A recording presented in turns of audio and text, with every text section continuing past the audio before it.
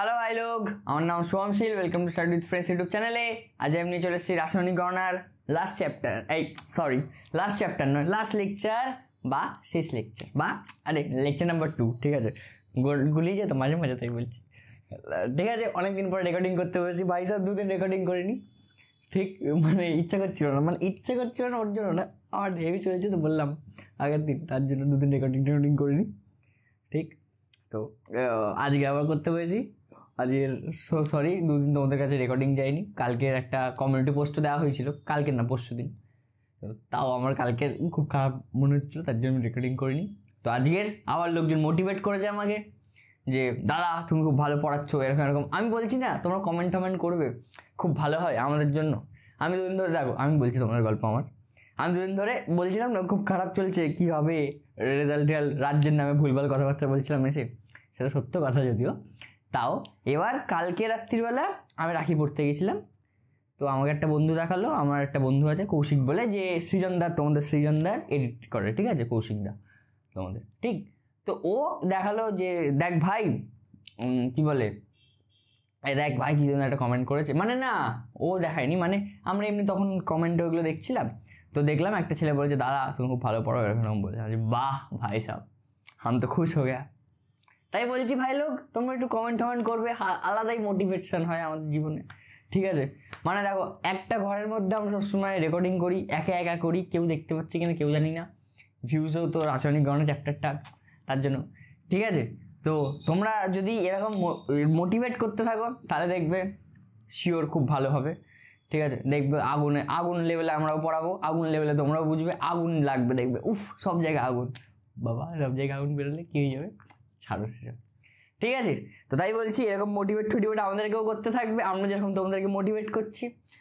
We also humans, তো আমাদেরও একটুখানি মোটিভেশনের দরকার। ঠিক আছে, তো চলো সেই এনার্জির সাথে, সেই লেভেলের কাজকর্মের সাথে আজকে পড়াশোনা স্টার্ট করা যাক। কী কী পড়বো আজকে দেখিনি, কী পড়বো কালকের যে একটা টপিক পড়েনি, কালকে না আগের দিন, সেই যেই টপিকটা পড়েনি সেটা কি, একটা হচ্ছে গ্যাসের বাষ্প ঘনত্ব ও প্রমাণ ঘনত্ব, এই দুটো পড়বো।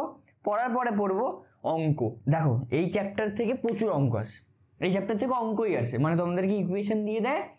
এবার ইকুয়েশন দিয়ে দেবে বা তোমাদেরকে নিজে থেকে সোজা ইকুয়েশন তোমাকে বলে দেবে, সেগুলো তোমাদেরকে মন থেকে বের করতে হবে। যেরকম কালকে অঙ্কটা করালাম আগের দিন, যেটা ওই কার্বন দহনে CO2 এর পরিমাণ বের করো, বের করলাম না, যেটার মধ্যে ওই যেখানে বলে দিয়েছে কার্বন দহনে, তো কার্বন দহন হলে কী হবে, C+O2, O2-র মধ্যেই দহন হয় বললাম, সেখান থেকে হয় CO2। ঠিক আছে, CO2 গ্যাস। এবার বলে দিয়েছে CO2-র পরিমাণ বের করো। এবার এখান থেকে আমি বলেছিলাম যে ব্যালেন্সিং করো, বা বাংলায় যেটাকে বলে, দাও এক সেকেন্ড, বাংলা নামটা আমি বারবার ভুলে যাই ভাই সাহেব, সমতা বিধান করবো। সমতা বিধান এটা করাই আছে, তাহলে কত, এটাও এক, এটারও সহগ এক, এটারও সহগ এক, এটারও সহগ এক, তাহলে কি সেই বলেছিলাম যে 1 মোল, এটার 1 মোল তৈরি হয়, এটার 1 মোলের সাথে বিক্রিয়া করে এটার 1 মোল তৈরি হয়। বোঝা গেছে, সহগের সাথে বলেছিলাম আগের দিন, সব কিছু একবার রিক্যাপও করে দিলাম। ঠিক, তো সেগুলোই শুধু এই দেখো, এই টপিক থেকে এরকমই শুধু অঙ্ক আছে। শর্ট কোশ্চেনে বা 1 নম্বরের কোশ্চেনে এরকম অঙ্ক আসবে, আর বড় কোশ্চেনে রিয়াকশানটা একটু বেশি বড় হবে। বোঝা গেছে, এই হচ্ছে কি জিনিসপত্র। আর বাষ্প ঘনত্ব আর প্রমাণ ঘনত্বটা শুধু আজকে পড়ে তারপর দেখবে ওই কী জানি বলে, দে দানাদান অঙ্ক করবো, দে দানাদান। ঠিক আছে, প্রচুর অঙ্ক করবো, অঙ্ক করে আগুন লাগবো। ঠিক আছে, তো চলো, আমার এনার্জি ফিরে এসছে, তোমাদেরও যেন এনার্জি ফিরে আসে। তো চলো স্টার্ট করা যাক আজকের ক্লাস। তো এবার কী পড়বো, বাষ্প ঘনত্ব। ঠিক আছে, তো দেখো বাষ্প ঘনত্বটা খুব সোজা জিনিস, এখান থেকে কোশ্চেন আছে, শর্ট কোশ্চেন আছে। ঠিক, এই বাষ্প ঘনত্বটাকে আমরা ডি দিয়ে সহজে ডিনোট করি, ডি দিয়ে ডিনোট করি। তো এটার আগে ডেফিনেশন পড়ি, তারপর এটা দিয়ে কী অঙ্ক হয় সেগুলো দেখবো। ঠিক, তো বাষ্প ঘনত্ব কাকে বলে, বাষ্প ঘনত্ব হচ্ছে গিয়ে সমান উষ্ণতা ও চাপে, সমান উষ্ণতা ও চাপে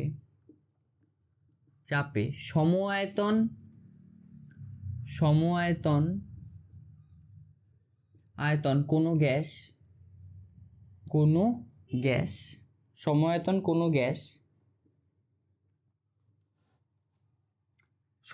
কোনো গ্যাস হাইড্রোজেনের তুলনায় সময়তন কোনো গ্যাস, ভাষাটা খুঁজে পাচ্ছি না, সময়তন কোনো গ্যাস উষ্ণতা ও চাপে কোনো গ্যাস সম-আয়তন, ও হ্যাঁ এখানে সম-আয়তন হবে না, দেখছো বাংলা ভাষাটা একটু গন্ডগোল না, মানে ভালো ভাষা, সরি আবার লোকজন এসে আমাকে গাল দেবে। সমান উষ্ণতা ও চাপে কোনো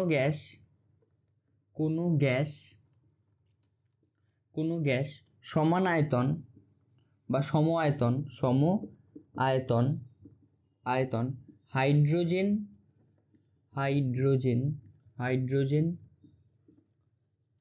গ্যাসের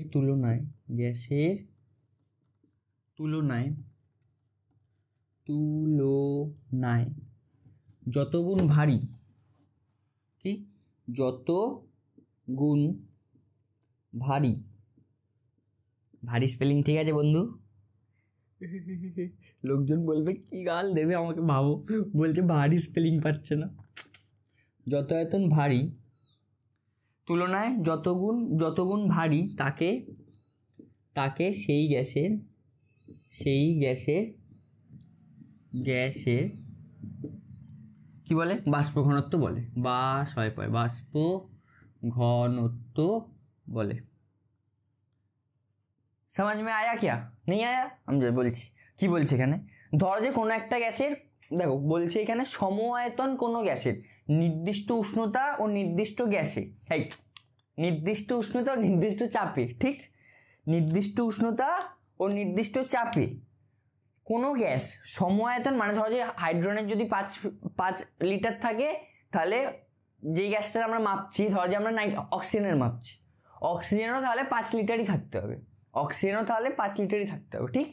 তো এবার অক্সিজেনের 5 লিটার কোনো হাইড্রোজেন গ্যাসের থেকে যত গুণ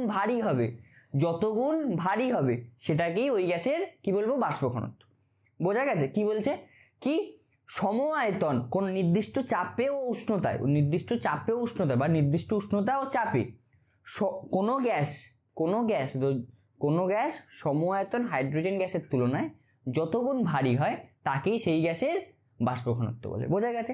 ধরো যে এটাকে এবার কিভাবে বের করব দাদা, যদি দেয় যে বাষ্প ঘনত্ব, তাহলে বাষ্প ঘনত্ব কিভাবে বের করব?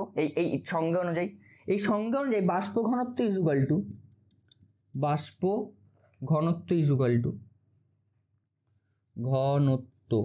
ইজুগাল টু কি বলছে? V litre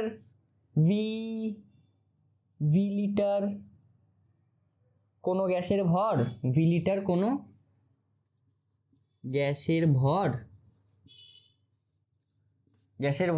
divided by V litre hydrogen গ্যাসের ভর, H2 গ্যাসের ভর,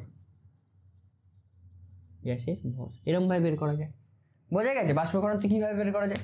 কি ভি লিটার কোনো গ্যাসের ভর divided by V litre H2 গ্যাসের ভর, ঠিক আছে?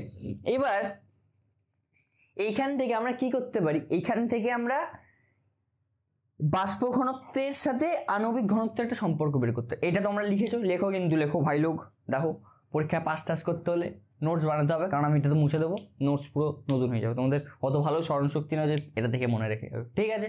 নোটস লেখো এগুলো লেখো, এই এটা লিখেছো, আনসার এটা মুছছো পরেরটা, আর যা লেখোনি পজ করে লেখো, ঠিক?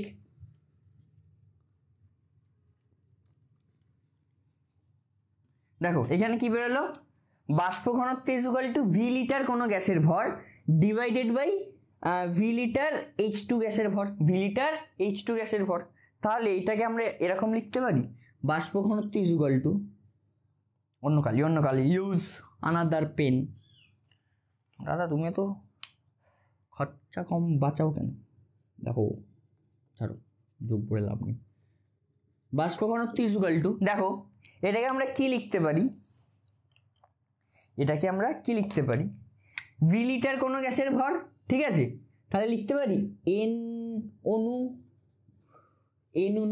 কোনো গ্যাসের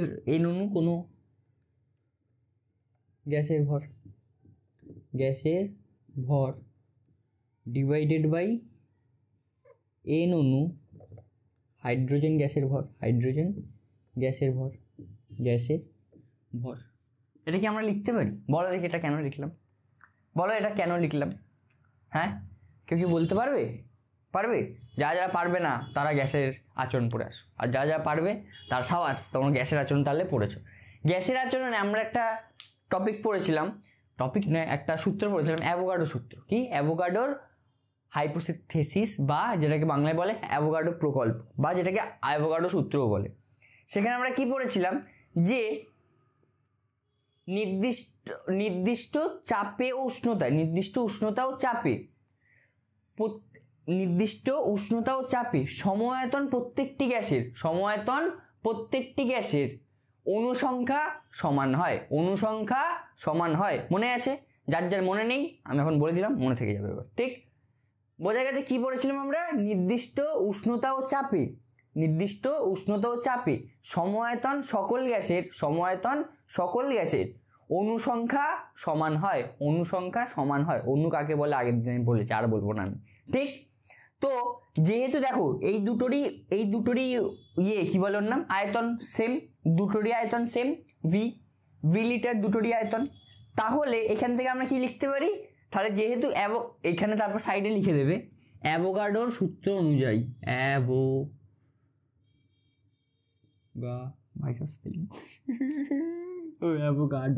জানি না ভাই সাহেব, গাডোর সূত্রানুসারে ভাই লোক স্পেলিংটা একটু দেখে নেবে, অ্যাভোগাড্রো স্পেলিং। ঠিক আছে? দেখো আমি তোমাদেরকে বোঝানোর কাজ আমার, ঠিক আছে? বাংলা ইংলিশ পড়ানো আমার কাজ নয়। এই স্পেলিংটা যদি না পারো তাহলে কি করলে তোমরা জীবনে? আমি ভাবছি আমি কি করলাম জীবনে। কেউ আমাকে যদি এখন রোস্ট করতে চলে আসে, ঠিক আছে, যে বাংলায় পড়াচ্ছে বাংলা স্পেলিং জন্য, লজ্জা করে। যাই না, মেবি এটা অ্যাভোগাড্রো দাও স্পেলিং লিখছি আমি, দাঁড়াও এক সেকেন্ড। হ্যাঁ, তো স্পেলিং শিখে গেছি। কি স্পেলিং ছিল অ্যাভোগাড্রোর? ওই জফলা না রফলা, কি জফলা। ঠিক আছে এটা হবে। ঠিক, এটা স্পেলিং। ঠিক আছে, স্পেলিং দেখলাম এতক্ষণ ভাই সাহেব, ক্যামেরাটা এখন উল্টে পড়ে যাচ্ছে। ঠিক, এই হচ্ছে গল্প। ঠিক আছে, এটা দূর বুঝতে পেরেছি। এটা লেখো, তারপর এটা লেখো। কি? অ্যাভোগাড্রো সূত্রানুসারে এটা হয়। ঠিক, এবার ওইখান থেকে আমরা কি লিখতে পারি? এক সেকেন্ড, এই দেখো আমি একটা বিড়াল বাচ্চা পেয়েছি। এই বিড়াল বাচ্চা পাইনি, মানে আমাদের এখানে দিয়েছে। ঠিক আছে, বিড়াল বাচ্চার বড্ড জ্বালাচ্ছে আজকে। এবার কি করতে পারি? এবার এখান থেকে কি করতে পারি? ইজুগাল টু এন অনু গ্যাসের ভর ডিভাইডেড বাই এইচ অনু গ্যাসের ভর, তাই তো? ডিভাইডেড বাই এইচ অনু গ্যাসের ভর। তাহলে এইখান থেকে আমরা করতে পারি, তাহলে এইটা ইজুগাল টু লিখতে পারি এন অনু গ্যাসের ভর ইজুগাল টু লিখতে পারি এন গুণ এক অনু গ্যাসের ভর, গ্যাসের ভর। এটা লেখা যায় এখান থেকে। এটাকেও আবার ডিভাইডেড বাই এটাকেও লিখতে পারি এন গুণ এক অনু H2 গ্যাসের ভর। এটা লেখা যায় এখান থেকে। আমি এবার এখান থেকে এটা মুছছি, এই নিচেরটা মুছছি। হ্যাঁ, এটা কিন্তু আমরা লিখবেই। ঠিক আছে, এটা কি লেখা যায় যে কি বলে এন ইন্টু এক অনু গ্যাসের ভর লেখা যায় তো? এন অনু গ্যাসের ভর মানে কি? এন সংখ্যক গ্যাসের ভর। ঠিক, তাই তো? সেরকমভাবেই তারপর সেখান থেকে এটাকে করতে পারি এই এন কাটতে পারি, এই একটা এন কেটে দিলাম, কেটে দিতেই পারি। তাহলে এখান থেকে কি হচ্ছে? এক অনু গ্যাসের ভর ডিভাইডেড বাই এক অনু হাইড্রোজেন গ্যাসের ভর লিখতে পারি। এটা কি লিখতে পারি? নিশ্চয়ই পারি। ঠিক আছে, এবার এক অনু গ্যাসের ভর মানে কি? গ্যাসের আণবিক ভর। এক অনু গ্যাসের ভর মানে কি? গ্যাসের আণবিক ভর। তাহলে সেটাকে আমরা কি লিখতে পারি? ইজুকাল টু এক অনু গ্যাসের ভর মানে গ্যাসের আণবিক ভর,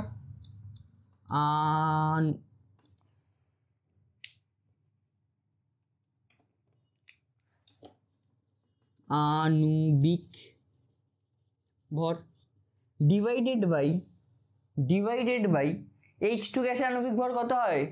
বলো টেল H2 গ্যাসের আণবিক ভর কত হয়? 2। H2 গ্যাসের আণবিক ভর কত হয়? 2, তাই তো? সবাই জানি আমরা এটা, আমি আগের দিনও বলেছি 2। এবার এইখানে কি ছিল? বাষ্প বাষ্প ঘনত্ব। তাহলে বাষ্প ঘনত্ব ইকুয়াল টু কি হচ্ছে, বাষ্প ঘনত্ব ইকুয়াল টু কি হচ্ছে, গ্যাসের আণবিক ভর ডিভাইডেড বাই 2, গ্যাসের আণবিক ভর ডিভাইডেড বাই 2। তাহলে এটাই হচ্ছে গিয়ে বাষ্প ঘনত্বের সাথে সম্পর্ক, বাষ্প ঘনত্বের সাথে আণবিক ভরের সম্পর্ক। ঠিক আছে, এবার এটাকে আমরা শর্ট ফর্মে কি লিখতে পারি, লিখেছো তোমরা, এটাকে লিখেছো, এটা কি তোমরা লিখেছো? এবার এটাকে আমরা কি করতে পারি, এই উপরটাকে মুছছি, হ্যাঁ,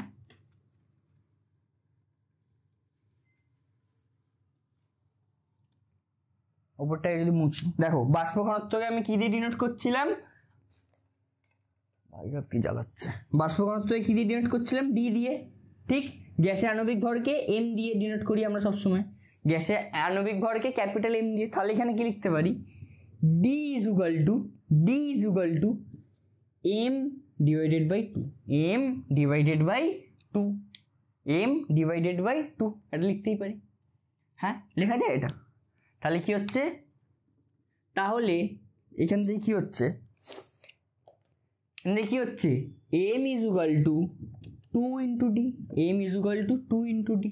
তার মানে কি হচ্ছে যে কোনো গ্যাসের যদি কি বলে ওর নাম, আণবিক ভর যদি কিছু হয়, সেটাকে 2 দিয়ে যদি ভাগ করে দিই, তাহলে সেটার এই যে এইটার মান, এইটার থেকে কি বোঝাচ্ছে, এইখান থেকে যে কোনো গ্যাসে আণবিক ভর যাই হবে সেটাকে আমরা 2 দিয়ে ভাগ করে দিলেই তার বাষ্প ঘনত্ব পেয়ে যাবো, এখান থেকে ওটাই বোঝা যাচ্ছে। ঠিক, আবার কোনো গ্যাসের যদি আণবিক বাষ্প ঘনত্ব যদি দিয়ে দেয়, তাহলে সেটাকে 2 দিয়ে গুণ করে দিলে আমরা তার আণবিক ভর পেয়ে যাবো, বোঝা গেছে। তাহলে একটা কোশ্চেন বলি আমি, একটা কোশ্চেন বলি, এগুলো কিন্তু লিখবে, এটা কোশ্চেনে কিন্তু পরীক্ষায় কিন্তু দেয়, গ্যাসের আণবিক বাষ্প ঘনত্ব ও আণবিক ভরের মধ্যে সম্পর্ক স্থাপন করো, 2 নম্বর থাকবে, টুক করে 2 নম্বর পেয়ে যাবে, বোঝা গেছে, করবে তাহলে ওটা। এবার ধরো আমি তোমাদের কোশ্চেন দিলাম, O2 এর বাষ্প ঘনত্ব কত, O2 এর বাষ্প ঘনত্ব কত, ঠিক আছে, এটা একটা কোশ্চেন দিলাম। আমরা তাহলে O2 আণবিক ভর কত আমরা জানি, O2 আণবিক ভর কত হয়, অক্সিজেনের আণবিক ভর কত হয়, 16 গুণ 2 ইকুয়াল টু 32। কারণ একটা অক্সিজেন পরমাণুর আণবিক ভর হয় হচ্ছে গিয়ে 16, একটা অক্সিজেন অণুর আণবিক ভর হয় হচ্ছে গিয়ে 16। তাহলে O2 গ্যাসের তাহলে আণবিক ভর কত হবে, 32। তাহলে কি আমরা জানি,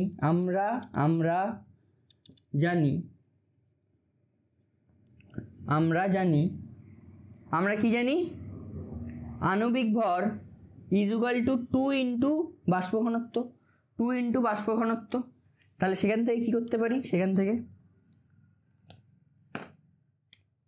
থেকে তাহলে বাষ্প ঘনত্ব ইজ ইকুয়াল টু কি হচ্ছে, আণবিক ভর ডিভাইডেড বাই 2। এবার আণবিক ভর কত আছে, 32 divided by 2 is equal to কত হচ্ছে, এটা দিয়ে এটা কাটলে 16, অ্যান্সার কত, 16। তাহলে অক্সিজেনের বাষ্প ঘনত্ব কত হয়, 16। সবাই পারবে নিশ্চয়ই এটা, কি সবাই পারবে এটা। তাহলে নেক্সট আরেকটা কোশ্চেন, নেক্সট কোশ্চেন কি, আমি এখানটাতেই করাচ্ছি, কোথায়, এখানটাতেই করাচ্ছি। কোশ্চেন হচ্ছে গিয়ে কোনো গ্যাসের বাষ্প ঘনত্ব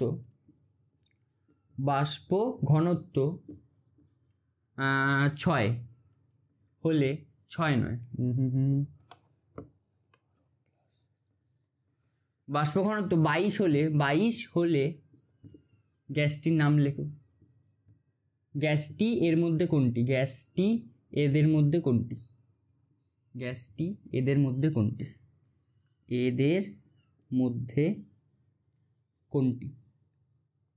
কোনটি, ঠিক আছে। হাতের লেখাটার জন্য মার্জনা চাইছি আমি, so sorry for my bad hand writing, I am trying to improve. হ্যাঁ, এটা একটু ভালো করে লিখেছি। হলে গ্যাসটি এদের মধ্যে কোনটি, ঠিক আছে, ঠিক। তাহলে অপশান কি আছে, option A for Apple, option A হচ্ছে গিয়ে কী দিতে পারি O2, অপশান বি হচ্ছে গিয়ে NH3, অপশান সি হচ্ছে গিয়ে CO2, অপশান ডি হচ্ছে গিয়ে কী দিতে পারি option D none of this NO2, মানে নান অফ দিস বা যেটাকে বলে কোনোটাই নয় এর মধ্যে, ঠিক আছে? ঠিক বোঝা গেছে? তাহলে কী করতে বলেছে, কোনো গ্যাসের বাষ্প ঘনত্ব 22 হলে গ্যাসটির এটার মধ্যে কোনটি, ঠিক আছে? আমরা কি জানি বাষ্প ঘনত্ব ইজ ইকুয়াল টু আণবিক ভর ডিভাইডেড বাই 2, বাষ্প ঘনত্ব ইজ ইকুয়াল টু আণবিক ভর ডিভাইডেড বাই 2। তাহলে আণবিক ভর কত? আণবিক ভর ইজ ইকুয়াল টু বাষ্প ঘনত্ব গুণ 2, এটাকে ওদিকে নিয়ে চলে গেলাম, বাষ্প ঘনত্ব গুণ 2। তাহলে এখানে বাষ্প ঘনত্ব কত দেওয়া আছে? 22 দেওয়া আছে। তাহলে কত হচ্ছে? 2 গুণ 22 ইজ ইকুয়াল টু 44, তাহলে ইজ ইকুয়াল টু 44। এবার আমাকে শুধু চেক করতে হবে যে কোন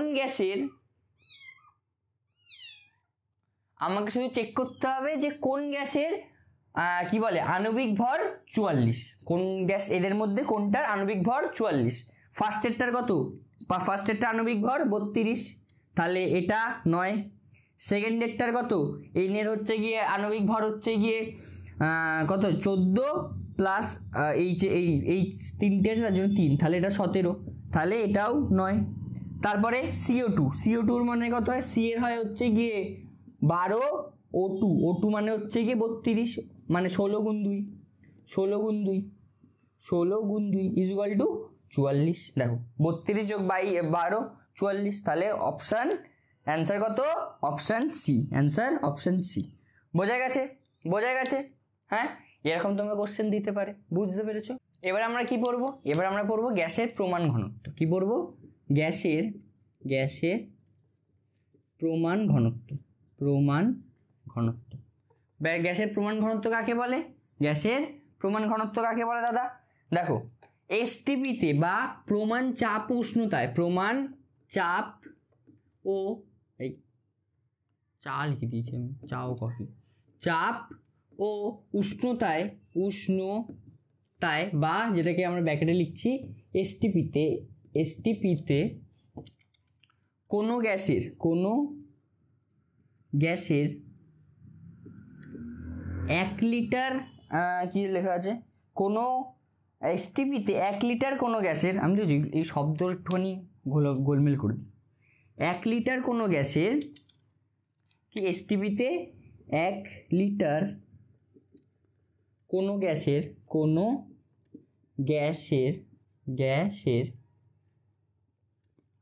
ভরকেই 1 লিটার কোনো গ্যাসের গ্রামে প্রকাশিত ভরকেই গ্রামে প্রকাশিত, ভাই সাব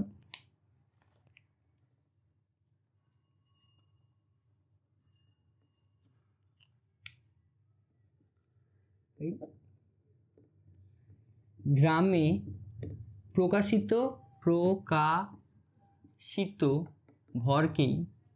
ভরকেই গ্যাসের প্রমাণ ঘনত্ব বলে।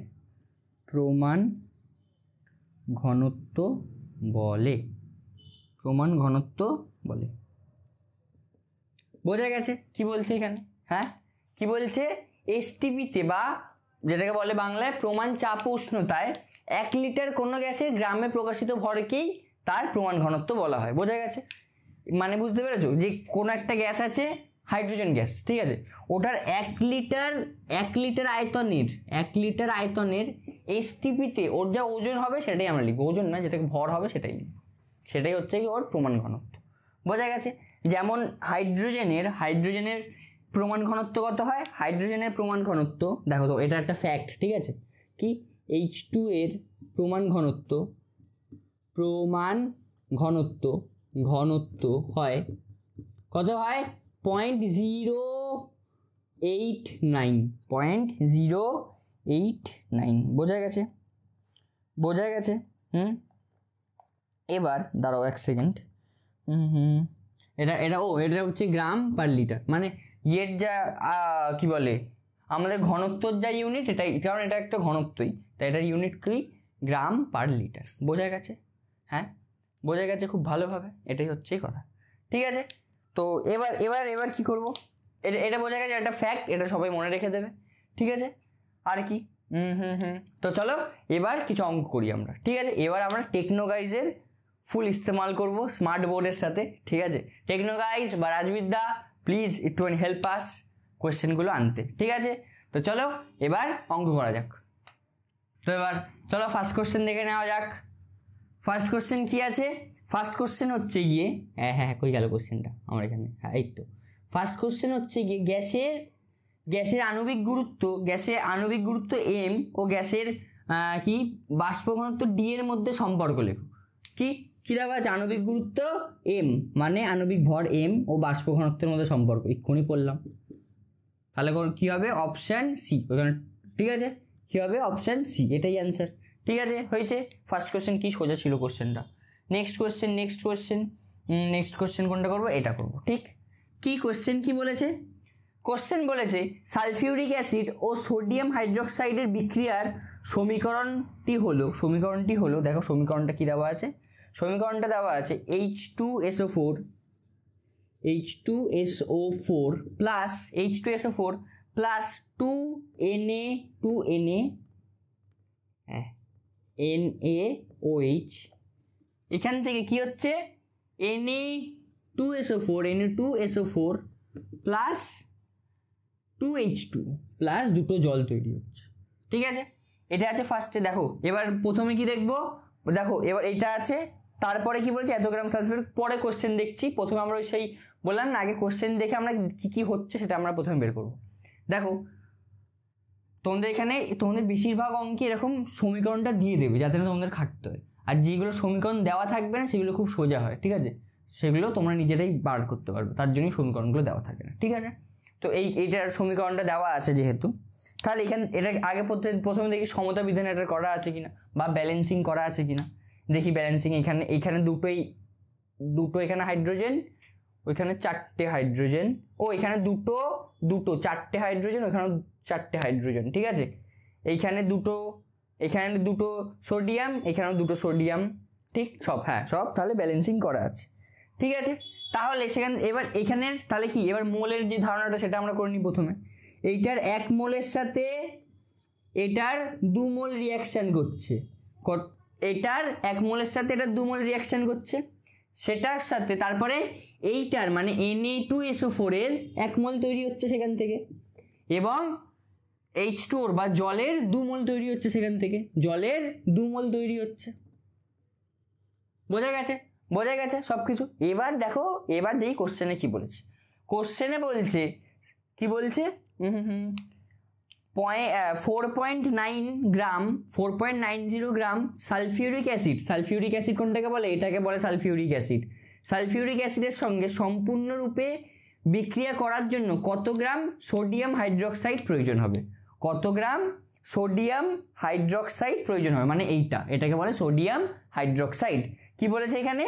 4.9 গ্রাম সালফিউরিক অ্যাসিডের সাথে কত গ্রাম কি বলছে সম্পূর্ণরূপে বিক্রিয়া করার জন্য কত গ্রাম প্রয়োজন হবে, ঠিক আছে।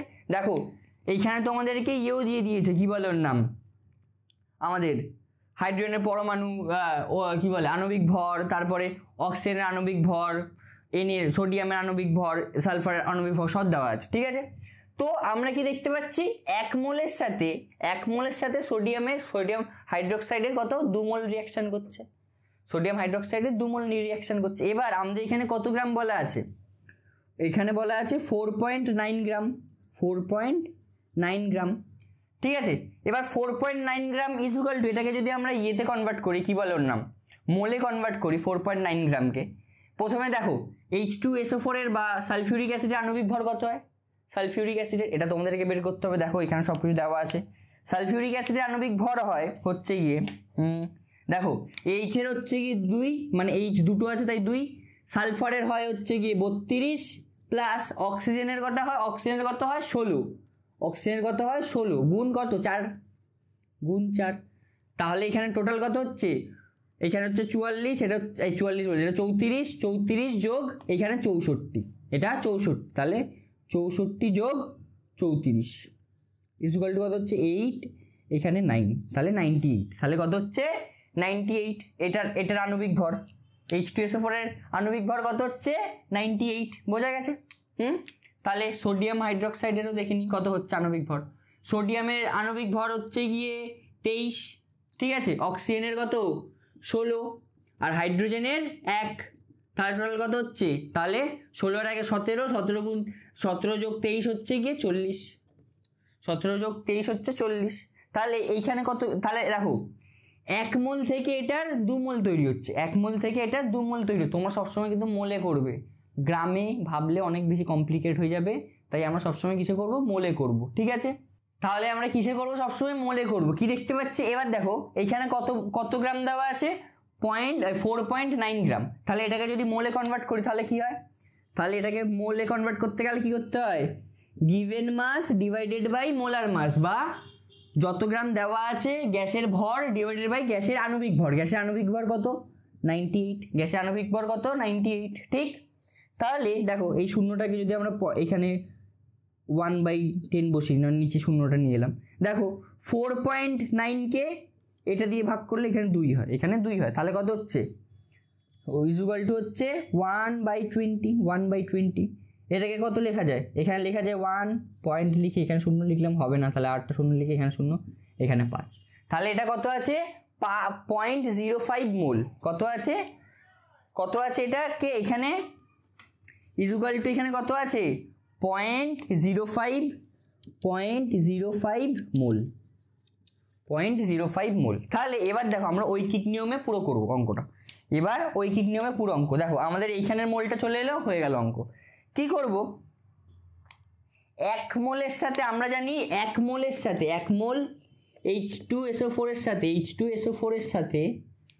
H2SO4 এর সাথে বিক্রিয়া করে কত?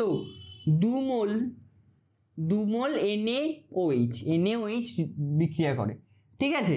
তাহলে 0.05 মোল, বা এটাকে আমরা 0.05 মোল দেওয়া আছে, তো এটাকে আমরা লিখি কষ্ট করে।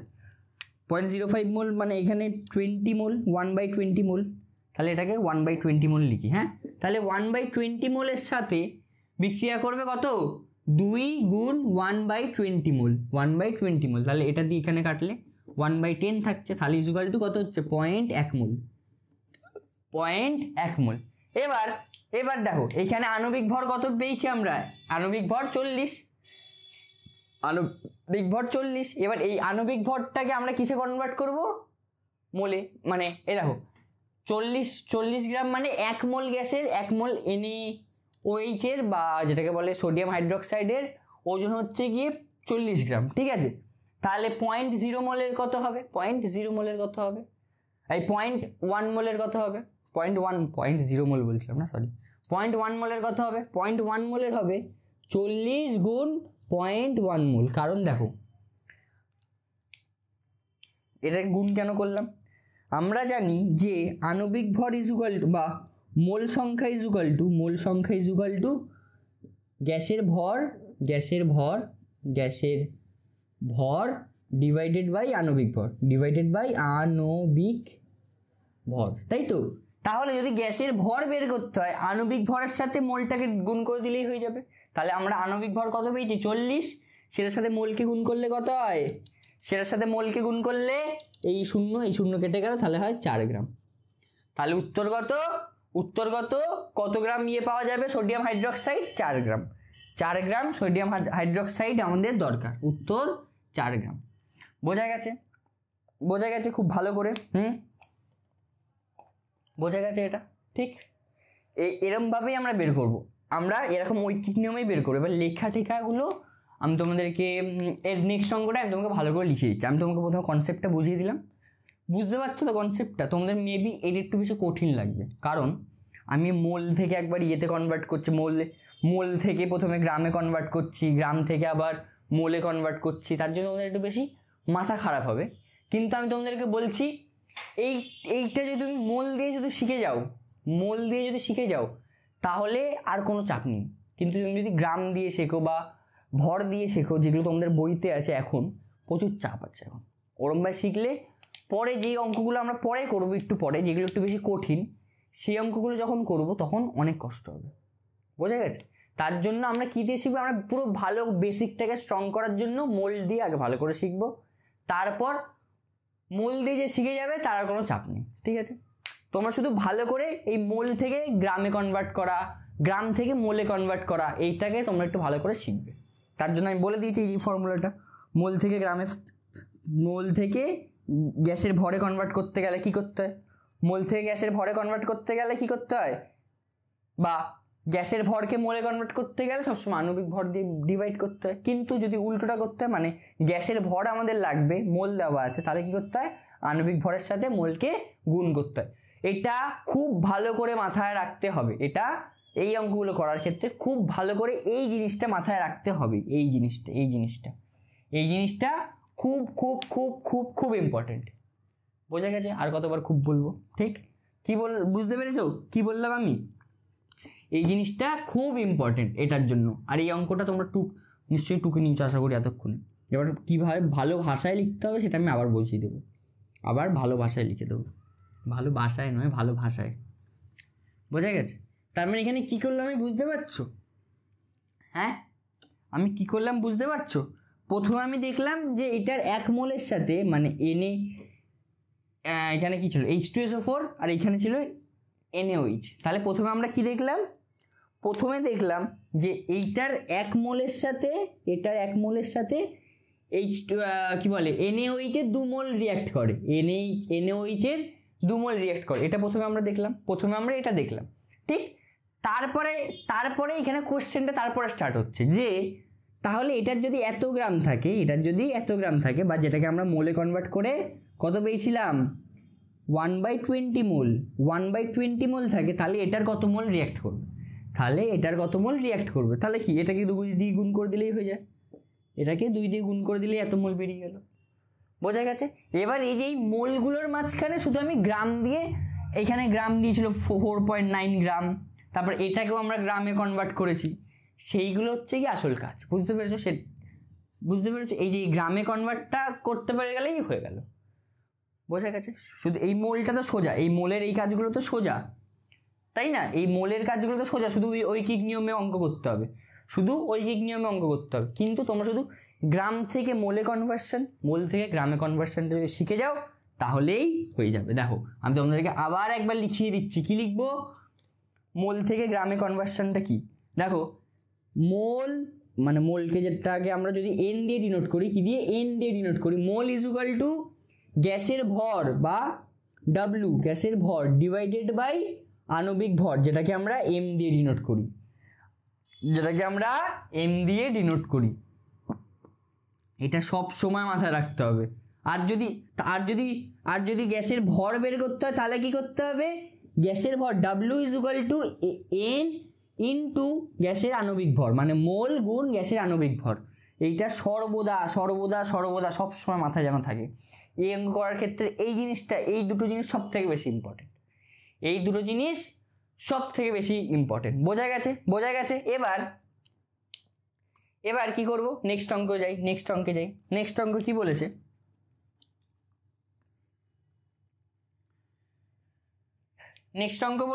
কত গ্রাম CO2 স্বচ্ছ চুন জলের মধ্যে চালনা করলে 50 গ্রাম ক্যালসিয়াম কার্বনেট উৎপন্ন হবে। আমি চুন জল আগের দিন কাকে বলেছিলাম, চুন জল কাকে বলে? হ্যাঁ, আগের দিন আমি চুন জল বলিনি, আগের দিন তোমাদের আমি চুনা পাথর শিখিয়েছিলাম। চুন জল কাকে বলে? CaOH whole twice. কত গ্রাম এত চুন জলে, এটার সাথে কি বলছে, কত গ্রাম CO2, তাই তো, CO2। এবার এটাকে কিসে কনভার্ট করতে হবে, কি হবে, ক্যালসিয়াম কার্বনেটের কি, CaCO3, ক্যালসিয়াম কার্বনেটের এটা হচ্ছে ফর্মুলা। বোঝা গেছে? CaCO3 ক্যালসিয়াম কার্বনেট উৎপন্ন হবে। আর কি হবে দেখো, এখানে আর কি আছে, হাইড্রোজেন আছে, এবার প্লাস CaCO3 প্লাস কি আমি ঠিকঠাক করছি কিনা, আমি একটু ঠিক করছি, ঠিক আছে। এবার আর কি হচ্ছে, CaCO3 প্লাস H2O, কারণ দেখো এখানে একটা জল বাড়ছে, একটা হাইড্রোজেনটা বেঁচে যাচ্ছে, তাই ওটাকে জলের রূপে বের করে দেবো। তোমরা এই রিয়াকশানটা আমি কীভাবে করলাম না অত তোমরা ভাববে না, ঠিক আছে? তোমাদের বেশিরভাগ ক্ষেত্রে রিয়াকশান দেওয়া থাকবে। বা দেখো আমি এটা কিভাবে করলাম, আমি এই তিনটে তো পেয়ে যাচ্ছি, এই তিনটে বলাই যাচ্ছে, একটা চুন জল বলা আছে, একটা কার্বন ডাইঅক্সাইড বলা আছে, আর একটা কি ক্যালসিয়াম কার্বনেট বলা আছে, ঠিক আছে? এই তিনটে তুমি যদি জানো, 1 2 3, তাহলে ওইটাও বের করাও কঠিন নয়, ওটা বের করাও কঠিন নয়, ঠিক আছে? বুঝতে পেরেছো? তো তোমরা বেশি চাপ নেবে না যে রিয়াকশানটা তুমি কী করে দিলে দাদা, অত চাপ নেবে না। তোমরা এখন শেখো যে আমি রিয়াকশানটার পরে আমি কীভাবে শিখ করছি। তোমাদের বেশিরভাগ ক্ষেত্রে রিয়াকশান দেওয়াই থাকবে, নয় এমন একটা সোজা রিয়াকশান থাকবে। এটা একটু আমি অন্য জায়গা থেকে নিয়েছি বলে এটা একটুখানি গণ্ডগোল ছিল, কিন্তু অন্য সব সময় তোমাদের সবসময় রিয়াকশান দেওয়া থাকবে, নয় এমন একটা জিনিস থাকবে যার মধ্যে রিয়াকশান করা যায়। বোঝা গেছে? হ্যাঁ। এবার তাহলে এরপর কি অঙ্ক করবার দেখিনি, ছাড়ো। তাহলে কি আছে, এবার দেখো এটাকে আমরা কি করবো, প্রথমে ব্যালেন্সিং করে নিই, ব্যালেন্স। দেখো এটা মনে হয় ব্যালেন্সই আছে। দেখো ক্যালসিয়াম একটা, প্রথমে হাইড্রোজেনটা দেখি, এখানে হাইড্রোজেন 2, ওখানেও হাইড্রোজেন 2, এখানে অক্সিজেন 4টে, ওখানেও অক্সিজেন 4টে। দেখো 3টে যোগ 1 4টে, এখানেও 2 যোগ 2 4টে। বোঝা গেছে? এখানে হ্যাঁ দেখো এখানেও সি একটা, এখানেও সি একটা, মানে কার্বন। এবার কেউ বলবে না যে দাদা এটাও এখানে তো দুটো সি, এই একটা সি, এই একটা সি, তাহলে এখানে একটা সি কেন বলবে না ভাই লোক, তাহলে তুমি সি হয়ে যাবে, মানে সরি, মানে হ্যাঁ ছেড়ে দাও। তাহলে মানে বুঝতে পারছো তো আমি কী বলতে চাইছি? হ্যাঁ ওটাই বলতে চাইছি, ঠিক আছে? বোঝা গেছে কী বলতে চাইছি আমি। তাহলে এটা কি সমতা বিধান করা আছে। তাহলে আমরা প্রথমে কি বলবো, কি করতে বলেছি আমি প্রথমে মোলটা বের করে দেবো। তাহলে কি এটার 1 মোলের সাথে CaCO2 এর সাথে কার্বন ডাইঅক্সাইডের 1 মোল রিয়াকশান করে ক্যালসিয়াম কার্বনেটও 1 মোল তৈরি করে, আর জলও 1 মোল তৈরি করে। এটা প্রথমে বের করে নেব। এবার আমরা কোশ্চেন দেখবো, কোশ্চেনটায় কি আছে, কত গ্রাম CO2 স্বচ্ছ চুন জলের মধ্যে চালনা করলে 50 গ্রাম ক্যালসিয়াম কার্বনেট উৎপন্ন হবে। 50 গ্রাম ক্যালসিয়াম কার্বনেট উৎপন্ন হবে। তাহলে কি কত গ্রাম ক্যালসিয়াম কার্বনেট উৎপন্ন করতে বলেছে? 50 গ্রাম। কত? 50 গ্রাম। ঠিক আছে। এবার কি করতে পারি আমরা, দেখো 50 গ্রাম ক্যালসিয়াম কার্বনেটের ইয়েটা বের করে নিই আমরা আগে, কত মোল। 50 গ্রাম calcium carbonate is equal to কত মোল। দেখো 50 গ্রাম calcium carbonate is equal two মোলে কনভার্ট করলে কি বলছে আমি দেখো, 50 গ্রাম ক্যালসিয়াম কার্বনেটের মোল সংখ্যা, CaCO3 এর মোল সংখ্যা ইজ ইকুয়াল টু কত হয়, দেখো সি এর হচ্ছে গিয়ে আণবিক ভর, দেখো মোল সংখ্যা ইজ ইকুয়াল টু কি বলেছিলাম, given mass divided by molar mass, বা বাংলায় বললে গ্যাসের ভর ডিভাইডেড বাই গ্যাসের আণবিক ভর। গ্যাসের ভর তো দেওয়াই আছে এখানে 50। এবার গ্যাসের আণবিক ভর কত, CaCO3 এর আণবিক ভর, সি এর হচ্ছে গিয়ে 40, মানে CA মানে হচ্ছে ক্যালসিয়ামের 40, কার্বনের হচ্ছে গিয়ে 12, আর O3 মানে ও অক্সিজেন হচ্ছে গিয়ে 16 গুণ 3 হয় হচ্ছে 48। ঠিক আছে, এবার এগুলোকে যোগ করলে কত হচ্ছে 100, ঠিক 100। তাহলে এটাকে 100 দিয়ে ডিভাইড করতে হবে, এটাকে 100 দিয়ে ডিভাইড করলে কত হয় 2 ইজ ইকুয়াল টু 1/2 মোল। তাহলে CaCO3 এর কত মোল আছে, 1/2 মোল, ঠিক মানে হাফ মোল আছে। এবার কি করবো, দেখো কিরকম আমরা অঙ্কটা লিখবো যে এইখান থেকে এবার উল্টোটা আমরা লিখবো যে 1 মোল CaCO3 উৎপন্ন করতে কত 1 মোল CO2 প্রয়োজন হয়, 1 মোল CO2 প্রয়োজন হয়, তাই তো। তাহলে এবার লিখবো যে হাফ মোল, তাহলে হাফ মোল CaCO3 উৎপন্ন করতে কত হাফ মোলই, তাহলে হাফ মোলে তাহলে CO2 এর প্রয়োজন হবে, CO2 এর প্রয়োজন হবে, তাই তো হাফ মোলে CO2 এর প্রয়োজন হবে। তাহলে হাফ মোল CO2 এর আমাদের ভরটা বলে দিলেই হয়ে গেল। হাফ মোল CO2 এর ভর কত, CO2 টোটাল আণবিক ভর কত, CO2 এর আণবিক ভর 44।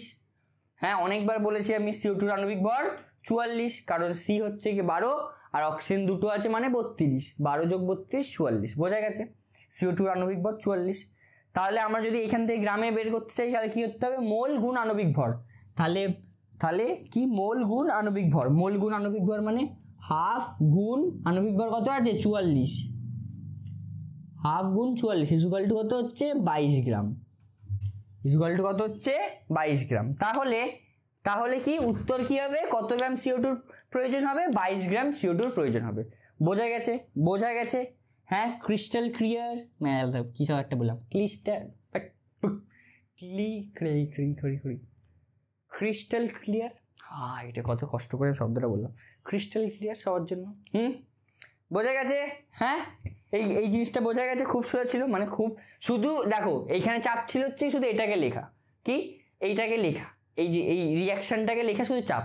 তোমরা রিয়াকশান লেখা নিয়ে কোনো চাপ নেবে না, যত বেশি প্র্যাকটিস করবে এইগুলোর, বা এই যে আমি করাচ্ছি এগুলো খাতায় লেখো, যতবার তোমরা দেখবে এবং যত বেশি প্র্যাকটিস করবে তত ভালো হবে। বোঝা গেছে, তত বেশি হেল্প হবে এবং তত কি বলার নাম, এবং তত তোমরা পরীক্ষার সময় তত পারবে। বোঝা গেছে। পরীক্ষা তোমরা এদের মধ্যেই দেবে, বা ওরা নিজে থেকেও দিতে পারে, যে তোমরা একটা রিয়াকশন দিয়ে দিলেও সেখান থেকে তোমাদের বের করতে হবে। তখন কি করব আমরা, প্রথমে আমরা সমতা বিধান করবো বা ব্যালেন্সিং করব, তারপরে এই মোলে লিখবো, লিখে তারপর অঙ্ক করে নেবো, হয়ে গেল অঙ্ক। ঠিক, বোঝা গেছে, বোঝা গেছে। এবার এবার কি করব, এবার নেক্সট অঙ্ক করি। হ্যাঁ নেক্সট অঙ্ক কি বলেছে,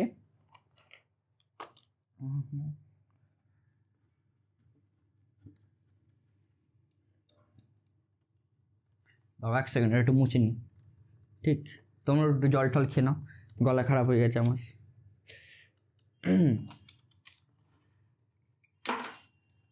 এই কি একটা পড়ে গেল, টুক করে আওয়াজ হলো, কাজ জানে কে পড়ে গেয়া, পড়ে যা তো পড়ে যা। আচ্ছা এবার এবার এবার কি, এবার এবার নেক্সট কোশ্চেন। নেক্সট কোশ্চেন কি বলেছে, অ্যামোনিয়াম সালফেটকে কস্টিক সোডা দ্রবণ সহ উত্তপ্ত করলে এত গ্রাম, কত 6.8 গ্রাম অ্যামোনিয়া উৎপন্ন করতে কত গ্রাম অ্যামোনিয়াম সালফেট প্রয়োজন হবে।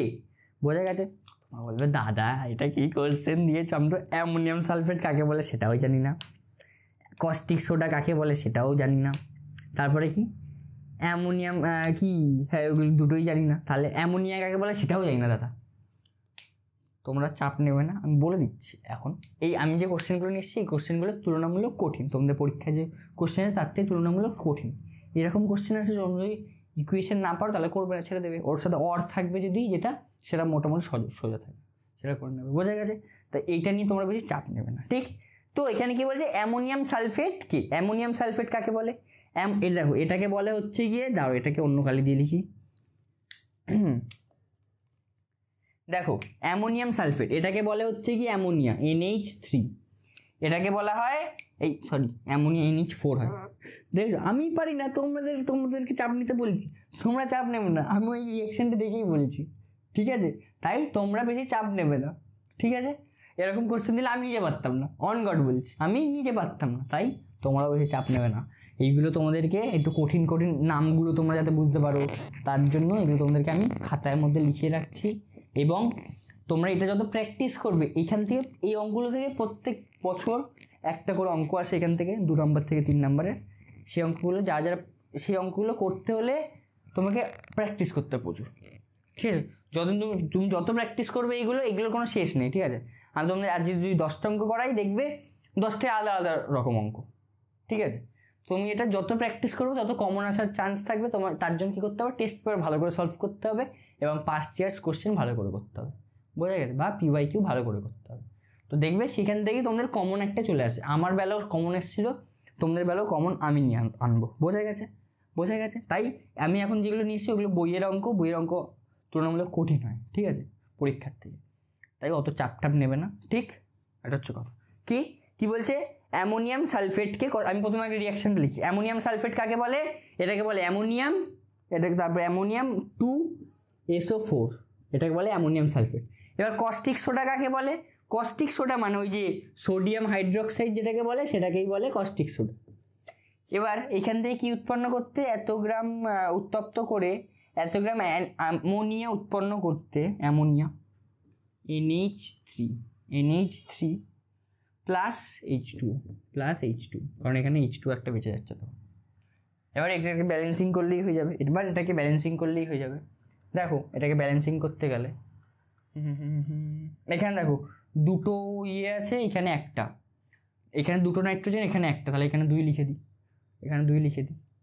এবার এখানে যদি 2 লিখে দিলাম, কিন্তু এখানে এটা কই, সোডিয়ামটা কই চলে গেল? হ্যাঁ, ও আমি তাই এখানে সোডিয়ামটা আমি কোথায় লিখলাম? NaSO4 এখানেও লিখতে হবে, NaSO4, Na2SO4।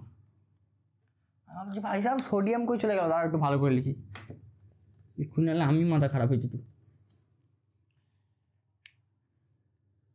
NH4 2, ঠিক আছে, SO4, হ্যাঁ এত বড় বড় করে লিখছি, SO4 প্লাস 2 NaOH, Na2, ধরো অন্য কাল ইউজ করি, Na2SO4, Na2SO4 plus Na2SO4 plus NH3 plus H2O plus H2। এবার এটাকে ইয়ে করলেই হয়ে যাবে। প্রথমে দেখো হাইড্রোজেনটা যদি ইয়ে মেলাই তাহলে কত হচ্ছে, এখানে একটা 8 প্লাস 2 10টা হাইড্রোজেন আছে, ঠিক আছে, এখানে 10টা হাইড্রোজেন আছে, তাহলে এখানে যদি 10টা হাইড্রোজেন থাকে, এখানে দেখো প্রথমে নাইট্রোজেন হাইড্রোজেন আগে মেলাই। এখানে নাইট্রোজেন কটা আছে? 2টো, এখানে নাইট্রোজেন 2টো করলাম, ঠিক। এবার এখানে সোডিয়াম কটা আছে? এই 2টো সোডিয়াম কোথেকে চলে এলো? এখানে সোডিয়াম কটা আছে? একটা, এখানে আছে 2টো, তাহলে এখানে 2 লিখতে পারি। হ্যাঁ সরি, ঠিক আছে, আমি দেখে করছিলাম না, তার জন্য হয়ে গেছে, সো সরি। মাঝে মাঝে ব্যালেন্সিং আপনি হয়ে যায়। এবার Na2, এবার H2 এখানে 2 লিখে দিলেই দেখো ব্যালেন্স হয়ে গেল, 2 লিখে দিলেই এখানে ব্যালেন্স হয়ে গেল, ঠিক আছে। তোমরা চাপ নেবে না এই অঙ্কগুলোতে, আমি বলছি শোনো, চাপ নিয়ে ইয়ে হওয়ার, ডিপ্রেশনে যাওয়ার কোনো দরকার নেই। তুমি শুধু আমি যেটা শেখাচ্ছি অঙ্কটা মানে ইয়েগুলো, সেগুলো ভালো করে করলেই হবে। এইগুলো নিয়ে রিয়াকশন নিয়ে চাপ নিয়ে কোনো লাভ নেই। রিয়াকশন কিছু এইগুলো, এটা একটু কঠিন ছিল বলে এটা মনে রাখতে হবে না, যেগুলো সোজা হবে সেগুলো মনে রেখে দেবে, তাহলেই হলো, ঠিক। এবার কি এখান থেকে কী বোঝা যাচ্ছে, এটা 1 মোল এটার সাথে 2 মোল এটা রিয়াকশান করে, এটার সাথে, তারপর সেখান থেকে এইটা 1 মোল বেরোয়, এটা 2 মোল বেরোয়, আর এটাও 2 মোল বেরোয়। বোঝা গেছে। এবার কি চাইছে? 6.8 গ্রাম অ্যামোনিয়া উৎপন্ন করতে কত গ্রাম অ্যামোনিয়াম সালফেট প্রয়োজন হবে? 6 অ্যামোনিয়া, এখানে দেখো 2 মোল অ্যামোনিয়া উৎপন্ন করতে, এখান থেকে 2 মোল অ্যামোনিয়া উৎপন্ন করতে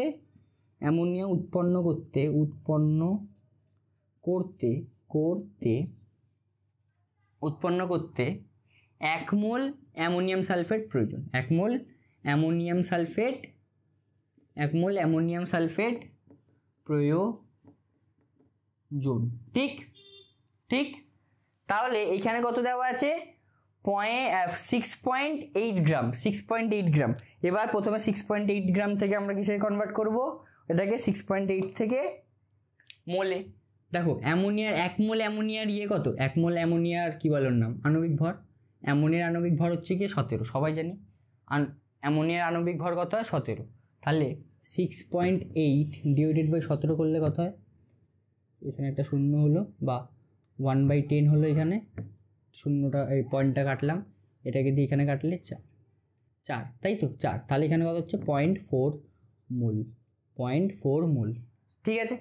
তাহলে কি 2 মোল অ্যামোনিয়া উৎপন্ন করতে 1 মোল লাগে, তাহলে এবার লিখবো, তাহলে 1 মোল উৎপন্ন করতে কত? 1 মোল অ্যামোনিয়া উৎপন্ন করতে 1/2 মোল লাগে, ঠিক আছে।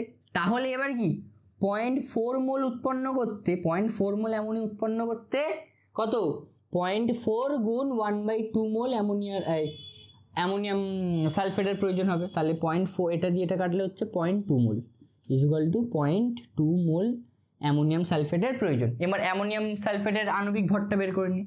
অ্যামোনিয়া মানে এটা হচ্ছে কি 8, দেখো এইটার হচ্ছে কি 17, তাহলে এটার সাথে একটা হাইড্রোজেন যোগ হচ্ছে, তাহলে এটা 18।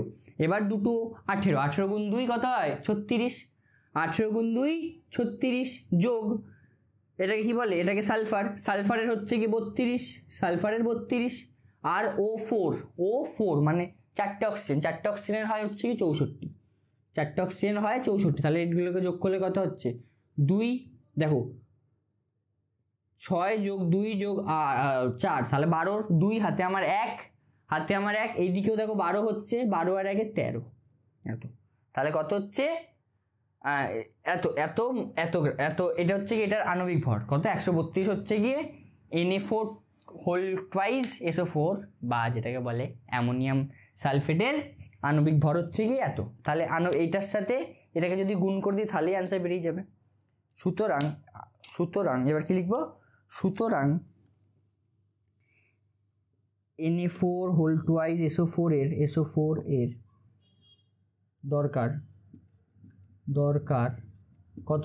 কত গ্রাম, SO4 এর দরকার কত পয়েন্ট এত গুণ 132, এগুলো গুণ করে দিলেই হয়ে যাবে। 132কে 2 দিয়ে গুণ করলে কত হচ্ছে, 132কে 2 দিয়ে গুণ করলে এখানে হচ্ছে 4, হ্যাঁ এখানে হচ্ছে গিয়ে দেখো মানে 2 দুগুণি 4, 3 দুগুণি 6, 2 দুগুণি 2, এই 2 1 কে 2, ঠিক আছে।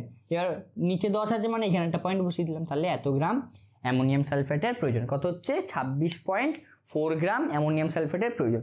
বোঝা গেছে এই অঙ্কটা, একটু অঙ্কগুলো এখানে একটু টাফ হবে, ঠিক আছে, কিন্তু এমনি সব সোজা। দাদা তুমি সব এমনি সব সোজাই বলে যাচ্ছে, কিন্তু আমার তো কিছুই সোজা লাগছে না, উফ কি কষ্টকর জীবন।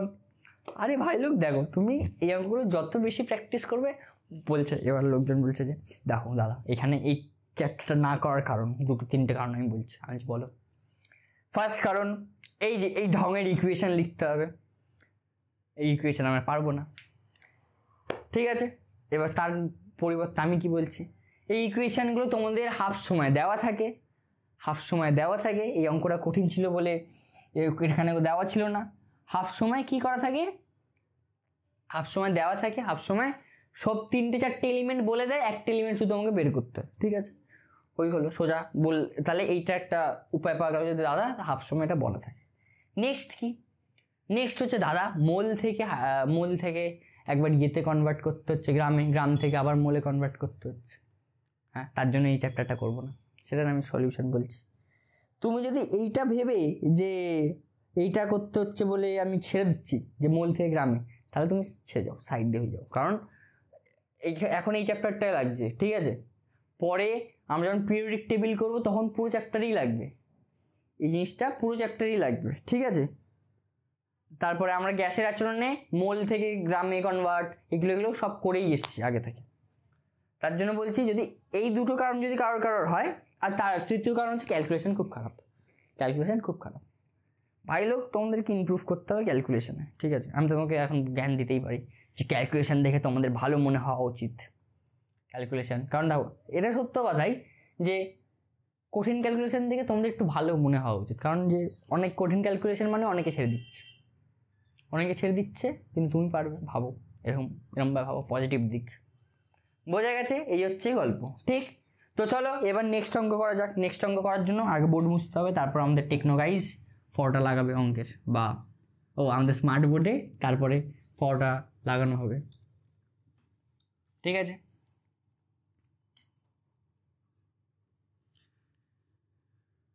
টেকনোলজিয়া, দিস ইজ দ্য টেকনোলজিয়া। তো চলো নেক্সট অঙ্ক কি বলেছে, 100 গ্রাম H2 পেতে হলে কত গ্রাম ম্যাগনেসিয়ামকে লঘু H2SO4 এর সঙ্গে বিক্রিয়া ঘটাতে হবে। দেখো এইরকম অঙ্ক তোমাকে দিতে পারে, এই অঙ্কটা তোমাদের দিতে পারে। দেখো এখানে কি বলেছে, কত 100 গ্রাম H2 পেতে হলে তাহলে কি 100 গ্রাম H2 যেহেতু পেতে হবে, তাহলে H2 তাহলে সবসময় ডান দিকেই থাকবে, H2 সবসময় ডান দিকে থাকবে, ঠিক। কি কত গ্রাম H2 পেতে হলে কত গ্রাম ম্যাগনেসিয়ামকে, ম্যাগনেসিয়াম তাহলে এইদিকে থাকবে, ম্যাগনেসিয়ামকে H2SO4 এর সাথে বিক্রিয়া ঘটাতে হবে। কি H2SO4 এর সাথে বিক্রিয়া ঘটাতে হবে। তাহলে এই দুটোর বিক্রিয়ায় একটা এলিমেন্ট পেয়ে গেছি, কি বের হবে, হাইড্রোজেন বের হবে। বোঝা গেছে? এবার কি বেরোতে হবে, এবার আর কি লাগবে আমার, শুধু এই তাহলে এই দুটোকে যোগ করে দিলেই হয়ে গেল, তাহলে এই দুটোকে প্লাস করে দিলেই হয়ে গেল SO4, MgSO4। বোঝা গেছে? বোঝা গেছে? হ্যাঁ, তাহলে কি হলো, দেখো দেখো দেখো এইটা তো আমরা বেরই করে দিলাম, এটাকে তো আমরা বেরই করে দিলাম, কি H2SO4, H2টাকে তো আমরা বেরই করে দিলাম। এবার তাহলে কী পাচ্ছে, SO4 পাচ্ছে আর Mg পাচ্ছে, এবার এই দুটোকে যোগ করে দিলাম, তাহলেই হয়ে গেল। বোঝা গেছে? এরকম অঙ্ক কিন্তু তোমাদের দিতে পারে, এরকম অঙ্ক তোমাদের পরীক্ষায় দিতে পারে, যে একটা তোমাদেরকে বের করতে হবে, এই তিনটে তোমাদেরকে বলে দিয়েছে, এগুলো তোমাদেরকে একটু বুদ্ধিশুদ্ধি খাটিয়ে করতে হবে। ঠিক আছে, এবার তাহলে কী করবো, প্রথমে সমতা বিধান করবো। দেখো সমতা বিধান এটা করাই আছে, একটা Mg একটা Mg, দুটো H2O, এই দুটো হাইড্রোজেন, তারপরে কি SO4 একটা, এখানে SO4 একটা। বোঝা গেছে? হয়ে গেল। ঠিক, তাহলে আমরা প্রথমে কাজ আমরা করি, কি কাজ, তাহলে 1 মোল কি হচ্ছে, 1 মোল Mgর সাথে 1 মোল H2SO4 রিঅ্যাক্ট করে 1 মোল হাইড্রোজেন বানাচ্ছে আর 1 মোল MgSO4 বানাচ্ছে, 1 মোল MgSO4 বানাচ্ছে। এবার কোশ্চেনটা পড়বো, কোশ্চেনে কি বলেছে, 100 গ্রাম H2 পেতে হলে, 100 গ্রাম H2 পেতে হলে কত গ্রাম ম্যাগনেসিয়ামের সঙ্গে কত গ্রাম ম্যাগনেসিয়াম লাগবে, আমাদের কি চাইছে, কত গ্রাম ম্যাগনেসিয়াম লাগবে। ঠিক আছে, 100 গ্রাম H2 পেতে হলে কত গ্রাম ম্যাগনেসিয়াম লাগবে। ম্যাগনেসিয়ামের আণবিক ভর এখানে দেওয়া আছে 24, ঠিক, আণবিক ভর দেওয়া আছে 24। বোঝা গেছে? এবার তাহলে প্রথমে লিখব যে হাইড্রোজেনের মোল সংখ্যা হলো, বা ইংলিশে নয় বাংলায়, মোল সংখ্যা হলো, মোল সংখ্যা দেখো এটা একটু ছোট ছোট করে লিখছি, মেবি দেখা যাচ্ছে। হাইড্রোজেনের মোল সংখ্যা ইজ ইকুয়াল টু কত, হাইড্রোজেনের মোল সংখ্যা, হ্যাঁ ঠিক আছে, হাইড্রোজেনের মোল সংখ্যা কত, দেখো হাইড্রোজেনের মোল সংখ্যা ইজ ইকুয়াল টু কী হয়, সব কিছুর মোল সংখ্যা given mass divided by molar mass, বা বাংলায় যেটাকে বলে, আমি বারবার ট্রান্সলেট করছি, ইংলিশও বলছি, বাংলায় যেটাকে বলে যত গ্রাম দেওয়া আছে, কত গ্রাম দেওয়া আছে, 100 গ্রাম দেওয়া আছে হাইড্রোজেনের, ডিভাইডেড বাই মোলার মাস, বা বাংলায় যেটাকে বলে আণবিক ভর বা মোলার ভর। ঠিক আছে, কত হয়, আণবিক ভর হাইড্রোজেনের 2 হয়। তাহলে এটার মোল সংখ্যা কত হচ্ছে, 100কে 2 দিয়ে ভাগ করলে কত হয়, 50। কত হয়, 50 মোল, 50 মোল। বোঝা গেছে? বোঝা গেছে এতদূর অবধি? এবার লিখবো, এবার যেটা আছে সেটা লিখবো, কি যে 1 মোল হাইড্রোজেন পেতে হলে, 1 মোল H2 পেতে হলে 1 মোল Mgর দরকার, 1 মোল কি ম্যাগনেসিয়ামের দরকার, 1 মোল ম্যাগনেসিয়াম দরকার 1 মোল। ঠিক আছে, এটা আমরা পুরো এরকম ঐকিক নিয়মে যেরকম করে সেরকমভাবেই করব। বোঝা গেছে বন্ধুদল? বোঝা গেছে দাদা চান্দিয়ার দিদিস? রাখি গেল, এখন তোমাদের তো সবাই দাদা দিদি হবে। ঠিক আছে, তোমাদের কয়জন রাখিটাকে পড়লো? হ্যাঁ বলো, দাঁড়াও তোমাদের একটা গল্প বলবো, অঙ্কটাই শেষ করে নি তারপরে। এবার কি তাহলে, সুতরাং তাহলে কি লিখবো, সুতরাং 50 মোল H2 পেতে হলে Mgর দরকার, বা এটাকে তোমরা, আমি তো এরকম করছি, তুমি এরকম করবে, তোমরা পরীক্ষার খাতায়ও প্রথম লাইনে এটা লিখলে পরের লাইনে এটা লিখবে, H2 পেতে হলে Mgর দরকার কত, 50 মোলই Mgর দরকার, তাহলে 50 মোলই তাহলে Mgর দরকার। সুতরাং 50 মোল Mgর ভর, এর ভর কত, Mgর ভর কত, একটা Mgর আণবিক ভর দেখো দেওয়া আছে কত, 24, Mgর আণবিক ভর 24। তাহলে Mgর 50 গ্রাম Mgর আণবিক ভর কত হবে, মোল সংখ্যা গুণ আণবিক ভর, মোল সংখ্যা গুণ আণবিক ভর। তাহলে কত হচ্ছে, 24 গুণ 50, 24 গুণ 50, দেখো কী করছে আমি, দেখো 5 দিয়ে 4কে গুণ করলে কত হচ্ছে, 20, হাতে আমার 20 শূন্য, হাতে 2, 5 দিয়ে 2কে গুণ করলে কত হয়, 10 যোগ 2 12। ঠিক আছে, আবার এই একটা শূন্য ছিল তো এখানে পিছনে একটা শূন্য বসিয়ে দিলাম। তাহলে কত গ্রাম ম্যাগনেসিয়ামের দরকার, 1200 গ্রাম ম্যাগনেসিয়ামের দরকার। বোঝা গেছে? বোঝা গেছে, খুবই সোজা অঙ্ক ছিল। এরকম কিন্তু তোমাদের অঙ্ক দেবে, এরকম কিন্তু তোমাদের অঙ্ক দেবে। হ্যাঁ, যেটা এবার গল্প বলছিলাম, গল্প শোনো একটা, হেভি গল্প। রাখি গেল না কবে? পরশুদিন, কালকের, মানে মানে তোমাদের জন্য পরশুদিন, তোমরা সবাই দেখবে, আমার জন্য কালকের কাছে, কারণ আজ রোববার, ঠিক আছে? তো এই রাখির কথা বলছিল। এখন তো আমি ভদ্রসভ্য হয়ে গেছি। আগে আগে যখন আমি ছোটো ছিলাম তোমাদের মতন ক্লাসে, ঠিক আছে, সবার যেরকম থাকে ক্রাশ ক্রুশ কীসব কীসব বলে, সেসব আমারও নিশ্চয়ই ছিল, ঠিক আছে? তো একবার কী হয়েছে, এই 2-1 বছর আগে, 2-1 বছর আগে আমার যে ক্রাশ ক্রুশ ছিল, ক্রাশ মানে তোমরা অনেকেই জানো, অনেকে জানো না, ছিল, ঠিক আছে? সে আমাকে বলেছে রাখি পড়তে হয়। আমি বললাম ভাই সাহ, জীবনের ভাগ্য কি খারাপ, ঠিক আছে? তখন আমি একটা কবিতা লিখেছিলাম, সেটা তোমাদেরকে শুনি, ঠিক আছে? আমি রাখি পড়তেও গেছিলাম, রাখি পড়ে চলে এসেছিলাম। তারপরে ক্রাশ ক্রুশার নেই, ক্রাশ ক্রুশে এখন আলাদাই জীবন নিয়ে মজা সজা করছে, ঠিক আছে? এবার তারপরে আমি একটা কবিতা লিখেছিলাম, বলবো শুনবে? হ্যাঁ, কবিতাটা হচ্ছে গিয়ে মানে যখন বেল্লা হয় বা কোনো কাজকর্ম থাকে না, তখন সব লিখে। মানে ভাবো, আমি ওর সাথে দেখা করতে যাওয়ার জন্য এতটাই উতাবলা ছিলাম যে আমি রাখি পড়তে অব্দি চলে গেছি। আমি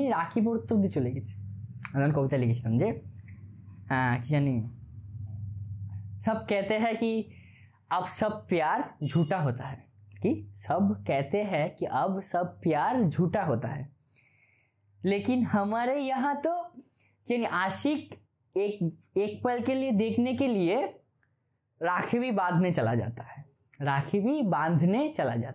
বোঝা গেছে? এইটুকুনি ছোটই, মানে বুঝতে পারছো? এরকম হচ্ছে কি জীবন আমার। তোমাদের নিশ্চয়ই এরকম হয়েছিল, অনেকের সাথেই হয়েছে, যে যাকে তোমার একটু ভালো টালো লাগে সে বলছে আগে পড়তে চলে। কষ্টকর জীবন সেই আমার সেই রাগি। তার জন্য আমি স্কুলে তো যেতামই না, যদি আমার স্কুলে ছিল না যাকে আমার ভালো লাগতো, ঠিক আছে, সে এই আশেপাশেই ছিল, তো পড়তে চলে গেছিলাম, আর কি কথা। ঠিক এই হচ্ছে কি গল্প, বোঝা গেছে? ঠিক আছে, অঙ্ক করে নিয়েছো, গল্প শুনে নিয়েছো, তো চলো এবার নেক্সট অঙ্কে যাই। তার আগে দাঁড়াও, আমি একটু দেখে আসি কতক্ষণ হয়েছে সময়। তো এবার দেখো প্রায় শেষের পথে চলে এসছে আজকের ম্যাচ বা আজকের ক্লাস, প্রায় শেষের দিকে।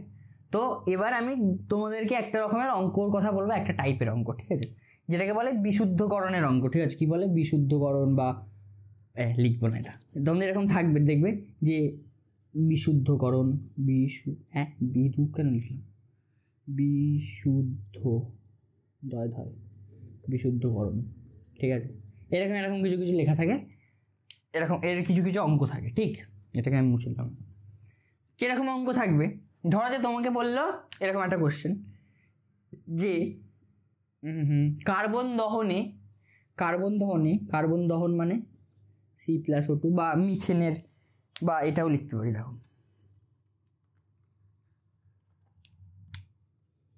CH3+O2 থেকে কি তৈরি হচ্ছে? CO2+H2O, ঠিক আছে?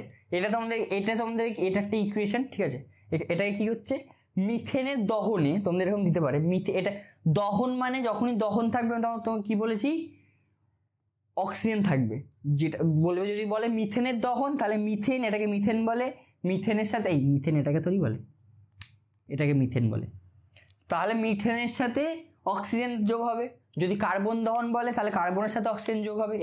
তারপরে কি যেটা তৈরি হয় সেটা চলে লিখতে হবে, ঠিক আছে? বোঝা গেছে? এবার আমি তোমাকে ধরো যে একটা কোশ্চেন দিলাম, কার্বন দহনে, মিথেন দহনে কত গ্রাম জল তৈরি হয়, ঠিক আছে? বললাম যে এটা কত, এটা হচ্ছে গিয়ে 12, 14, 16 গ্রাম মিথেন দহনে কত গ্রাম জল তৈরি হয়। তাহলে তোমরা কি করবে, এটাকে করবে হচ্ছে গিয়ে, এটাকে করবে 1 মোল, এটাকে লিখলে 1 মোল, তাহলে এখানেও 1 মোল তৈরি হয়। এতক্ষণ তোমরা এক্সপার্ট হয়ে গেছো। তাহলে কি 1 মোল মিথেন থেকে 1 মোল জল তৈরি হয়, 1 মোল মিথেন থেকে 1 মোল জল তৈরি হয়। তাহলে এবার আমি কত বলেছি, 16 গ্রাম বলেছি। এবার 16 গ্রাম থেকে মোলে কনভার্ট করতে গেলে কি হয়, গ্রাম থেকে আণবিক ভরকে কি ভাগ করতে হয়, 16, তাহলে কত হচ্ছে 1 মোল। তাহলে কি 1 মোল থেকে 1 মোল তৈরি হয়, তো সোজাই অঙ্ক আছে। তাহলে এখানে কি বলেছি, 1 মোলই দেওয়া আছে, তাহলে কি এটাও 1 মোল তৈরি হবে, তার মানে 18 গ্রাম। 1 মোল মানে H2 এর 1 মোল মানে 18 গ্রাম তৈরি হবে। বোঝা গেছে? এইটা বোঝা গেছে এইটুখানি? এটা সোজা, এতক্ষণ এটাই করছিলাম। এবার তোমাদের যদি কেউ বলে দেয়, তোমাদেরকে বলে দেয় এর যে 1 মোল এর যে মানে এই যত গ্রাম, এটা ধরো যে এটার আমরা দিয়েছি হচ্ছে গিয়ে কত ছিল, 16 গ্রাম ছিল, তাই তো? ধরো যে আমি তোমাকে বললাম যে আমাকে হিসাব করতে হবে, হ্যাঁ, ধরো যে আমি তোমাকে 32 গ্রাম কোশ্চেন করছি, যে 32 গ্রাম মিথেন দিলাম, 32 গ্রাম তোমাকে মিথেন দিলাম, ঠিক আছে? তার মধ্যে 50%, তার মধ্যে 50% কি বিশুদ্ধ মিথেন, তার মধ্যে 50% বিশুদ্ধ বিশুদ্ধ মিথেন, ঠিক আছে? বা উল্টোটাও বলতে পারি যে অশুদ্ধি আছে, 50% অশুদ্ধি আছে, বা 50% বিশুদ্ধ মানে 50% অশুদ্ধও আছে, ঠিক আছে?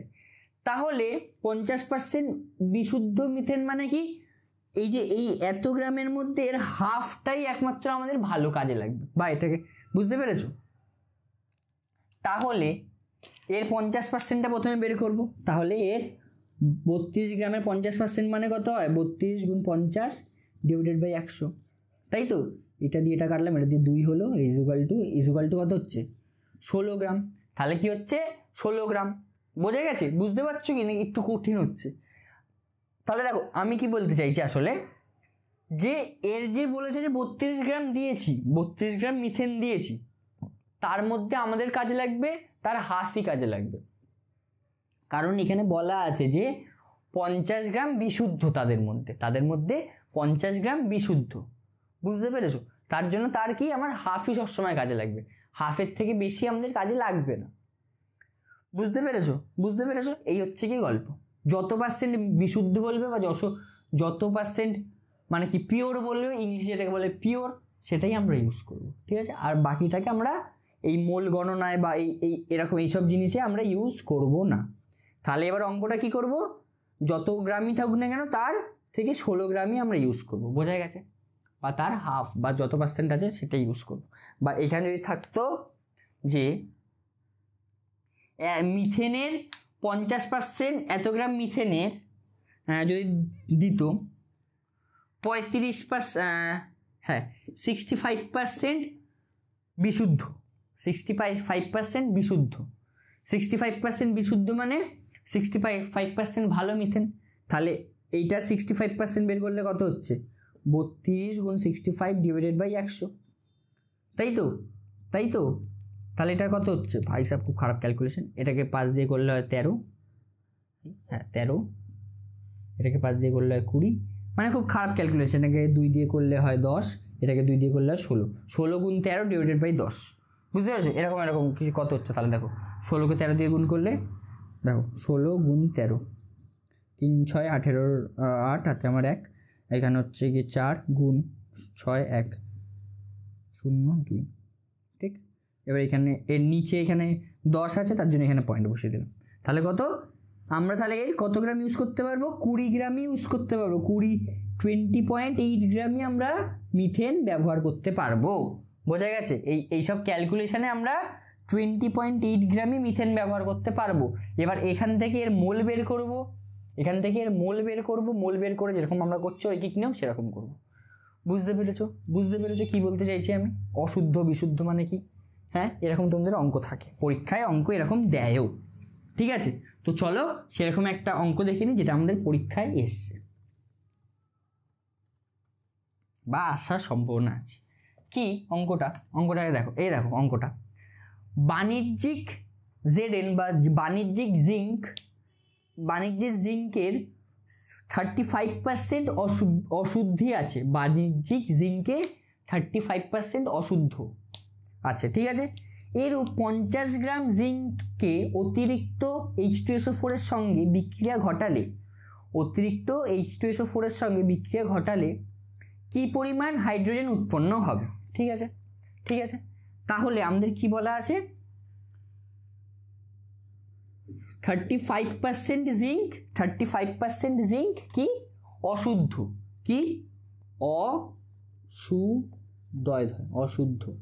ঠিক আছে, তাহলে এখান থেকে আমরা কি বুঝতে পারি, তাহলে 35 100 মাইনাস 35% হচ্ছে গিয়ে বিশুদ্ধ ইজুকাল টু কত 65%, তাহলে বিশুদ্ধ 65% জিঙ্ক, তাহলে বিশুদ্ধ বিশুদ্ধ হয় বিশুদ্ধ।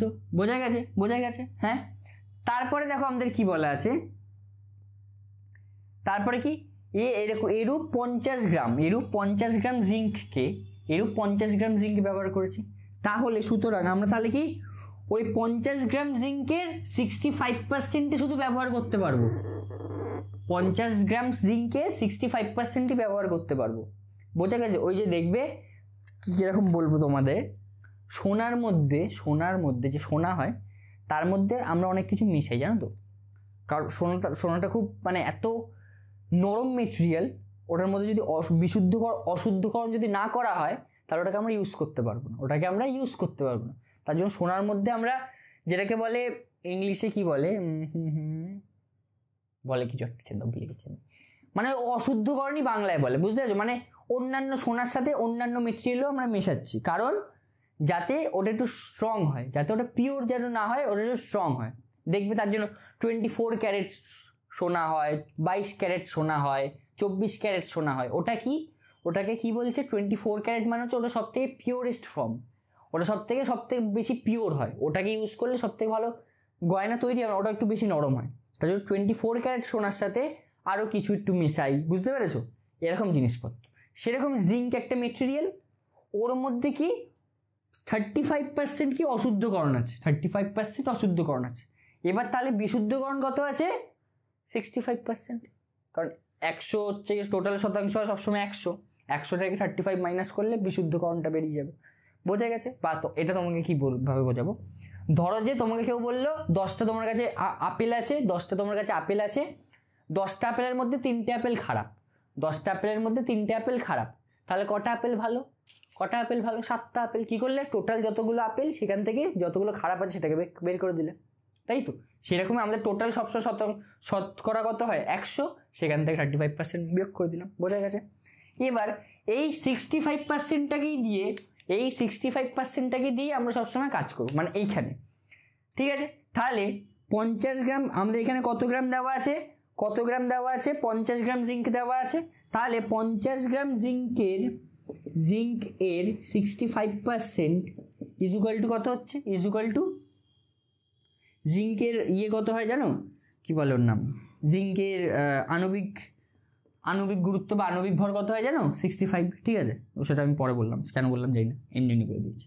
তাহলে 50 গ্রাম জিঙ্কের 65% মানে কত হচ্ছে, 50 গুণ 65 ডিভাইডেড বাই 100। কোনো জিনিসের এত শতাংশ বের করতে গেলে কি করতে হয়, সেই যতটা থাকে সেটার সাথে যত শতাংশ বের করতে হবে ডিভাইডেড বাই 100। ঠিক আছে, বোঝা গেছে? এটা তোমরা শতকরায় শিখেছো, অঙ্ক শিখেছো তোমরা।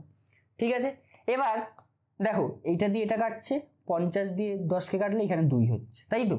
এবার 2 দিয়ে 65কে কাটলে কত হচ্ছে, 2 দিয়ে 65কে কাটলে কত হচ্ছে, বা এটা এরকমই থাক 65/2, এটা এরকমই থাক। ঠিক আছে, তাহলে এত গ্রাম আমাদের ব্যবহার হচ্ছে, কি জিঙ্ক কাজে লাগছে। ঠিক আছে, তাহলে সুতরাং বিশুদ্ধ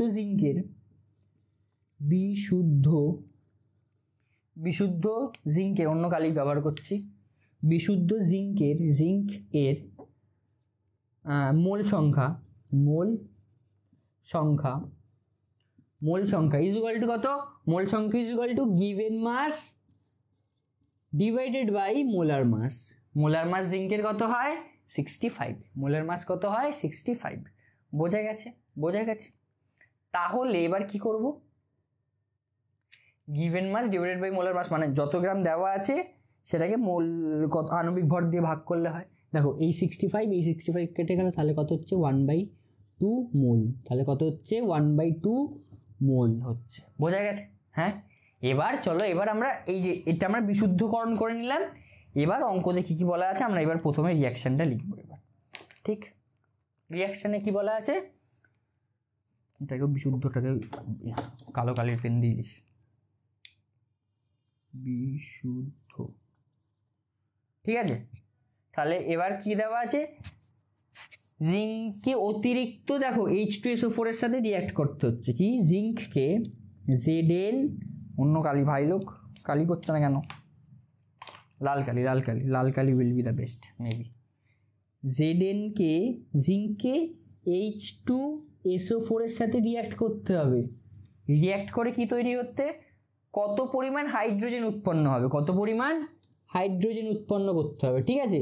এটা আমি কি বলছিলাম, যেরকম ম্যাগনেসিয়ামের সাথে করেছিলাম সেটাই এটার সাথেও করব, কি করব, ZnSO4, দেখো এই হাইড্রোজেন H2 এইটাকে বের করে দিলাম, তাহলে এইটা বাচ্চে আর এটা বাচ্চে, বোঝা গেছে, তাহলে ZnH2SO4। এবার দেখো ব্যালেন্সিং সব ঠিক আছে, বা সমতা বিধান ঠিক আছে, দেখো এখানে দুটো হাইড্রোজেন, এখানে দুটো হাইড্রোজেন, এখানে একটা, এখানে এটা চারটে, এখানে একটা Zn, এখানে একটা Zn, ঠিক আছে।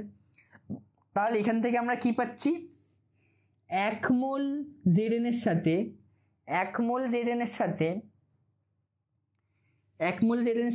1 মোল H2SO4 বিক্রিয়া করে 1 মোল H2O, এই 1 মোল হাইড্রোজেন আর 1 মোল ZnSO4 তৈরি করে, 1 মোল ZnSO4 তৈরি করে, বোঝা গেছে, ঠিক বোঝা গেছে। তাহলে এবার আমরা কি লিখবো খাতায়, যেটা আমরা সবসময় লিখি, কি লিখবো, যে হ্যাপি টু সরে, এবার আমরা কি লিখবো, যে 1 মোল Zn এর সাথে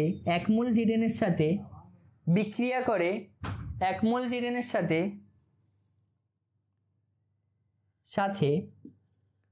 বিক্রিয়া করে 1 মোল Zn এর সাথে বিক্রিয়া করে কেন লিখছি, 1 মোল Zn থেকে উৎপন্ন হয়, 1 মোল Zn থেকে, এগুলো তোমরা লিখে নাও হ্যাঁ খাতায়, আমি কারণ ওপর তাহলে মুছবো। 1 মোল Zn এর থেকে উৎপন্ন হয় 1 মোল Zn থেকে উৎপন্ন হয় 1 মোল হাইড্রোজেন, H2, ঠিক আছে। আমার হাতের লেখাটা খুব খারাপ হচ্ছে, এখানে বই আছে বলে, ঠিক। এবার সেম ঐকিক নিয়ম, তাহলে হাফ মোল Zn থেকে উৎপন্ন হবে, হাফ মোল H2, হাফ মোল হাইড্রোজেন উৎপন্ন হবে, বোঝা গেছে। এবার হাফ মোলের হাইড্রোজেনের ওজন কত হবে সেটা বের করে দিলেই হয়ে গেল উত্তর। সুতরাং হাফ মোল হাইড্রোজেনের ওজন কত, এইখানটাই লিখে দিচ্ছি, দেখো হাফ মোল হাইড্রোজেনের ওজন, হাফ মোল ইন্টু হাইড্রোজেনের আণবিক ভর হয় 2, তাহলে এটা কেটে গেল, তাহলে ইজ ইকুয়াল টু 1 গ্রাম। এটাই হচ্ছে কি আমাদের অ্যান্সার, বোঝা গেছে ভাই লোক, হ্যাঁ, একটু এটা কি বুঝতে পারলে তো, এখানে শুধু অশুদ্ধকরণটাই হচ্ছে কি আলাদা কথা, এই অশুদ্ধকরণটাই হচ্ছে কি আলাদা রকম, তাছাড়া সব সোজা, ঠিক আছে, বোঝা গেছে। এবার কি অঙ্ক করাই, আমি প্রচুর অঙ্ক নিয়েছিলাম ভাই লোক, প্রচুর অঙ্ক, ঠিক আছে, অত অঙ্ক করাতেই পারিনি, এত গ্রাম এদিকে, ঠিক আছে। তো চলো এবার কি অঙ্ক করে দেখাই ভাই লোক, আজকের ক্লাসটি একটু বড় হবে, ঠিক আছে, কিছু মনে করবেন, আর 10 মিনিট মতো লাগবে, ঠিক আছে, কারণ আজকের লাস্ট লেকচার তো, মানে আজকের 2 লেকচারই বলেছিলাম শেষ করবো, আর শেষ করেই দেবো আজকে, তো 10 মিনিট লাগবে, 2-3টা অঙ্ক করাবো তাই, ঠিক আছে। তো চলো এবার নেক্সট অঙ্ক দেখি, ঠিক আছে। নেক্সট অঙ্ক কি বলেছে, 1.7 গ্রাম ভরের একটি গ্যাসের STPতে আয়তন 2.24 লিটার, ওই গ্যাসের বাষ্প ঘনত্ব কত, দেখো বাষ্প ঘনত্ব ইকুয়ালটা আমরা কি জেনেছিলাম, বাষ্প ঘনত্ব যেটাকে আমরা ডি দিয়ে ডিনোট করি, ডি ইজ ইকুয়াল টু কি জেনেছিলাম, m ডিভাইডেড বাই 2। তো এবার বাষ্প ঘনত্ব যদি আমাদের জানতে হয়, তার আগে আমাকে কি জানতে হবে, গ্যাসটার আণবিক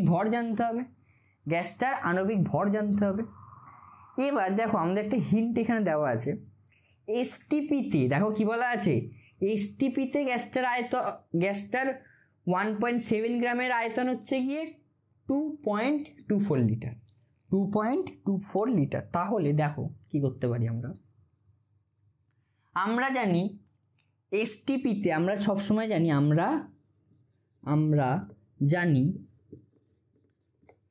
আমরা জানি যে কোনো গ্যাসের এসটিপিতে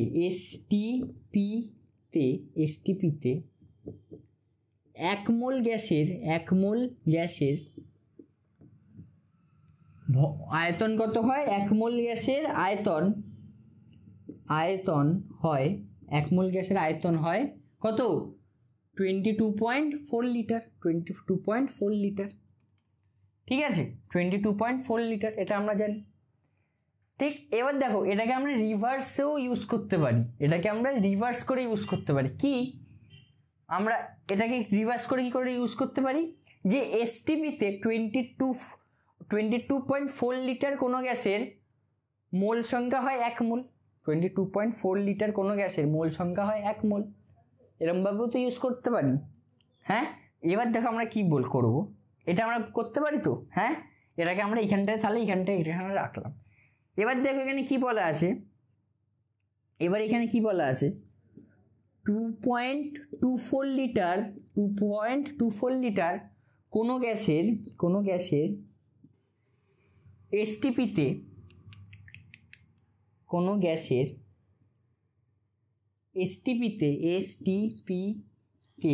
আয়তন কত বলা আছে?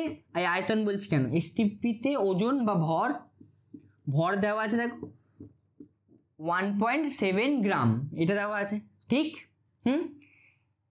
তাহলে 1 লিটার, যে ঐকিক নিয়ম, 1 লিটার কোনো গ্যাসের ভর কত হচ্ছে? 1.7 ডিভাইডেড বাই 22.24 গ্রাম, ঠিক আছে, এত গ্রাম। এবার কি করব, আমরা এইটার ভর বের করে দেবো, তাহলে আমরা আণবিক ভরটা পেয়ে যাবো, কারণ সেটা 1 মোলের। কারণ সেটা 1 মোলের, তাই তো। তার জন্য কি করব, এত লিটারে। তাহলে সুতরাং কি করব, 22.4 লিটার কোনো গ্যাসের এসটিপিতে ভর হচ্ছে 1.7 ডিভাইডেড বাই 2.24 ইন্টু 22.4। বোঝা গেছে? হ্যাঁ, দেখো এই একটা পয়েন্টের সাথে এই একটা পয়েন্ট কেটে গেল, বোঝা গেছে কেন তুললাম? তাহলে 2 পয়েন্ট, এবার দেখো 2 2 4 2 2 4 কেটে দিলাম, তাহলে উত্তর কত হচ্ছে? 17 গ্রাম। তাহলে উত্তর কত হচ্ছে? গ্যাসটির আণবিক ভর কত হচ্ছে? সুতরাং তাহলে কত বেরোলো এসটিপিতে? এত লিটার কোনো গ্যাসের কত বেরোলো, ভর কত বেরোলো? 17 গ্রাম। তাহলে 17 গ্রাম মানে কি, সেই গ্যাসটার আণবিক ভর হচ্ছে কি 17 গ্রাম। কারণ আমরা জানি এসটিপিতে 1 মোল কোনো গ্যাসের আয়তন হচ্ছে কি 22.4। 1 মোল কোনো গ্যাসের আয়তন 22.4, আর 1 মোল কোনো গ্যাসের ভর হচ্ছে গিয়ে তার আণবিক ভরের সমান। এটা সবাই জানি। হ্যাঁ, আমি বারবার বলছি তাও, ঠিক আছে। হ্যাঁ, তাহলে আমরা কি পেয়ে গেলাম? গ্যাসটার আণবিক ভর। তাহলে কি লিখবো? সুতরাং গ্যাসটির আণবিক ভর ইজ ইকুয়াল টু 17 গ্রাম। আণবিক ভর ইজ ইকুয়াল টু 17 গ্রাম, ঠিক আছে। এবার আমাদের কাছে কি চেয়েছে? হচ্ছে গ্যাসটির বাষ্প ঘনত্ব কত। সুতরাং গ্যাসটির বাষ্প ঘনত্ব ইজ ইকুয়াল, সুতরাং বাষ্প, অন্য কালি কালো কালি ইউজ করি, আমার নীল কালিটা দিয়ে কালি পড়ছে না। সুতরাং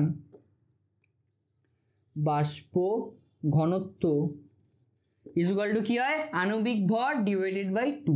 তাহলে 17 ডিভাইডেড বাই 2 করলে কত হচ্ছে? 8.5 গ্রাম। 8.5 গ্রাম না, আণবিক ঘনত্বের কোনো ইউনিট হয় না, বোঝা গেছে? এটা হচ্ছে গিয়ে 8.5, ঠিক। হ্যাঁ, সোজা ছিল এটা। হ্যাঁ, এইটুখানি একটু খাটাখাটনি করাই যেত, ঠিক আছে। এবার দেখি কি অঙ্ক আছে তোমাদের। আমি একটা অঙ্ক আছে, টেকনোগাইজ একটু দেখাবো অঙ্কটাকে। অঙ্কটা হচ্ছে গিয়ে কত গ্রাম চুনা পাথরের তাপ বিয়োজনে 6.8 গ্রাম চুন পাওয়া যাবে। কত গ্রাম চুনা পাথরের তাপ বিয়োজনে 6.8 গ্রাম চুন পাওয়া যাবে, ঠিক আছে। আমি তোমাদেরকে প্রথমে এটা বলে দিচ্ছি, চুনা পাথরের চুনা পাথরের ইয়েটা কি, চুনা পাথর কোনটাকে বলে? চুনা পাথর মানে হচ্ছে কি CaCO3 এর কি বলছে তাপ বিয়োজন। তাপ বিয়োজন মানে এটাকে হিট করা হচ্ছে, এটা হচ্ছে কি হিটের সাইন, এটা কি হিটের সাইন। বোঝা গেছে? বোঝা গেছে? এটা হচ্ছে কি হিটের সাইন। ঠিক, এটা আমি কেন করলাম নিজে যাই না, কিন্তু করে দিয়েছি ভালো হচ্ছে। এইটা হচ্ছে কি হিটের সাইন, এইটাকে বলে হচ্ছে কি হিটের সাইন। ঠিক আছে, তাহলে কি এটাকে বলে চুনা পাথর। তাপ বিয়োজনে এত গ্রাম চুন পাওয়া যাবে, কত গ্রাম তারপরে কি Ca প্লাস কি হচ্ছে এখানে CO2 বেরোবে। ঠিক আছে, এবার কি এটাকে ইয়ে করতে হবে না, CaCO3 থেকে CO2 এখানে বেরোচ্ছে। এবার এটাকে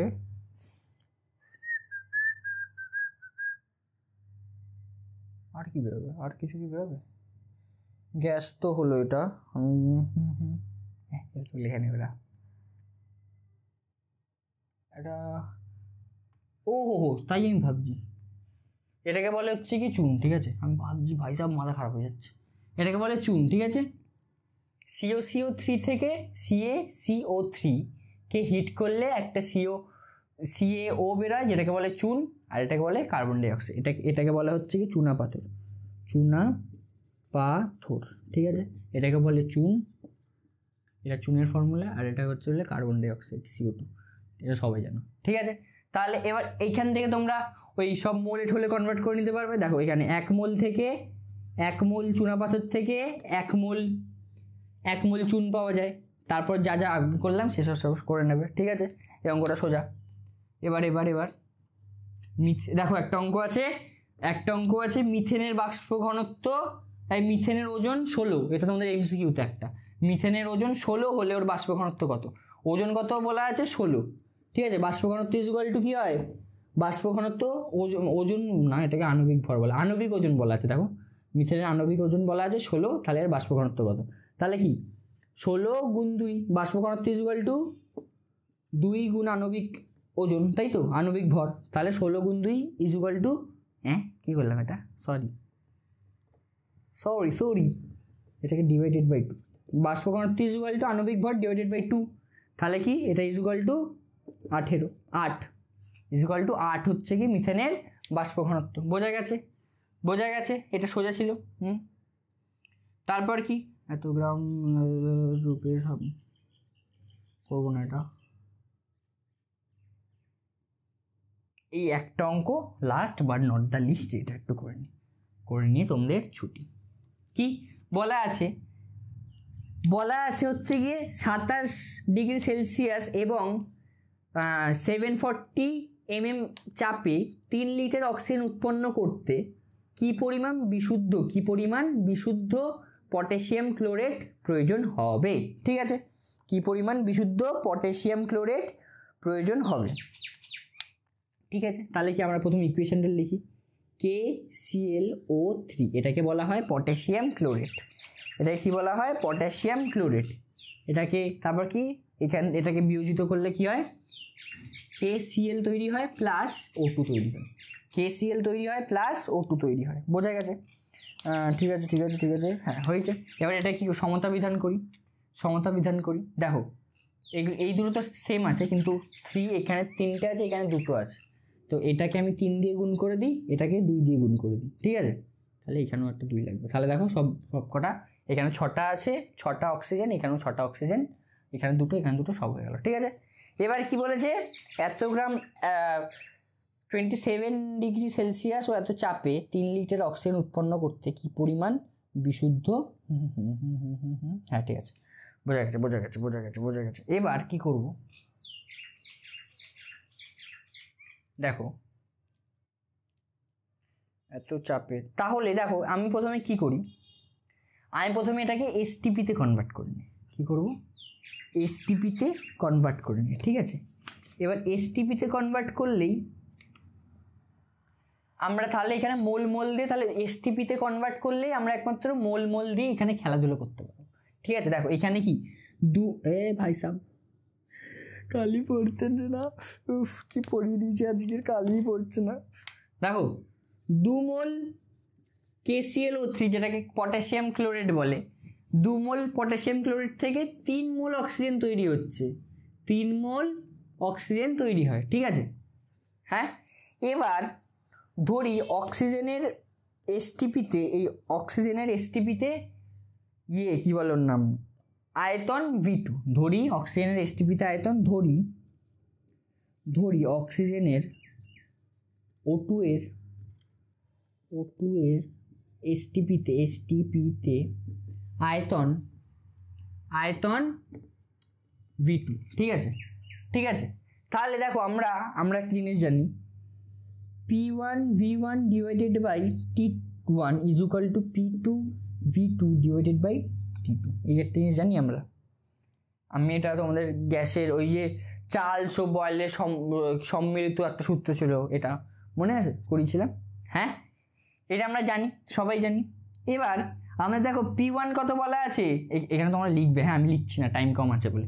দেখো P1 কত বলা আছে 740, ঠিক আছে। T1 কত বলা আছে 27 ডিগ্রি সেলসিয়াস, যেটাকে আমরা কেলভিনে কনভার্ট করবো। কেলভিনে 27 ডিগ্রি থেকে কেলভিনে কনভার্ট করলে কত হয় 300 কেলভিন, ঠিক। তারপরে কি বলা আছে 3 লিটার, তাহলে কত বলা আছে 3 লিটার। তাহলে কি করবো এখানে আমরা, এটা বলা আছে হচ্ছে কি P মানে হচ্ছে কি 740 গুণ V মানে হচ্ছে কি 3 লিটার ডিভাইডেড বাই 300 কেলভিন। এবার P1 P2 এর মান, P2 এসটিপিতে যার মান হয় সেগুলো লিখবো। এসটিপিতে চাপ কত হয় 760 mmHg, সবাই জানো, এটা সবাই জানো, ঠিক আছে। ভলিউম কত হয় সেটাই আমরা বের করব, তার জন্য V2 নিয়েছি, ভলিউম V2। টেম্পারেচার কত হয় 0 ডিগ্রি সেলসিয়াস, যেটাকে বলবো 273 ডিগ্রি, 273 কেলভিন, ঠিক আছে। তাহলে দেখো এই শূন্য কাটলো, এটা কাটলো, তাহলে কত হচ্ছে 100। হ্যাঁ, এটা দিয়ে এটা কাটলে কত হচ্ছে 100, ঠিক। খারাপ ক্যালকুলেশন ভাই লোক, দেখি আমি একটু জোচ্চুরি করি।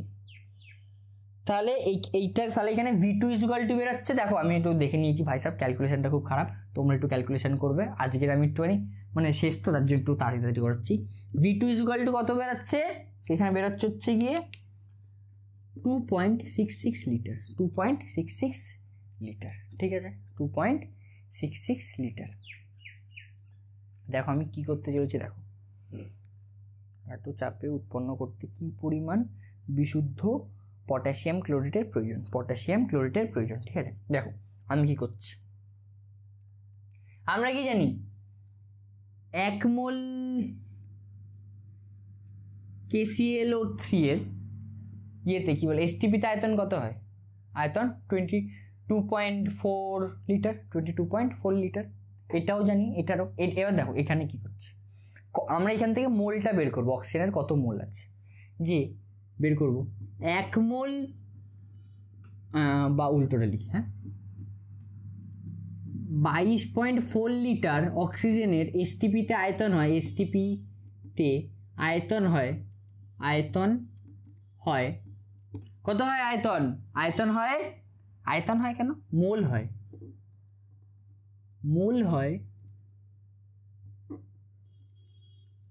মোল সংখ্যা হয় কত হয় 1 মোল, ঠিক আছে। এবার কি এখানে কত বলা আছে 2.66 লিটারের, তাহলে অক্সিজেনের মোল সংখ্যা কত হবে এসটিপিতে, হ্যাঁ মোল সংখ্যা হবে 1 ডিভাইডেড বাই 22.4 ইন্টু 2.66 মোল, 2.66 মোল। তাহলে সেটার মান কত, সেটার মান হচ্ছে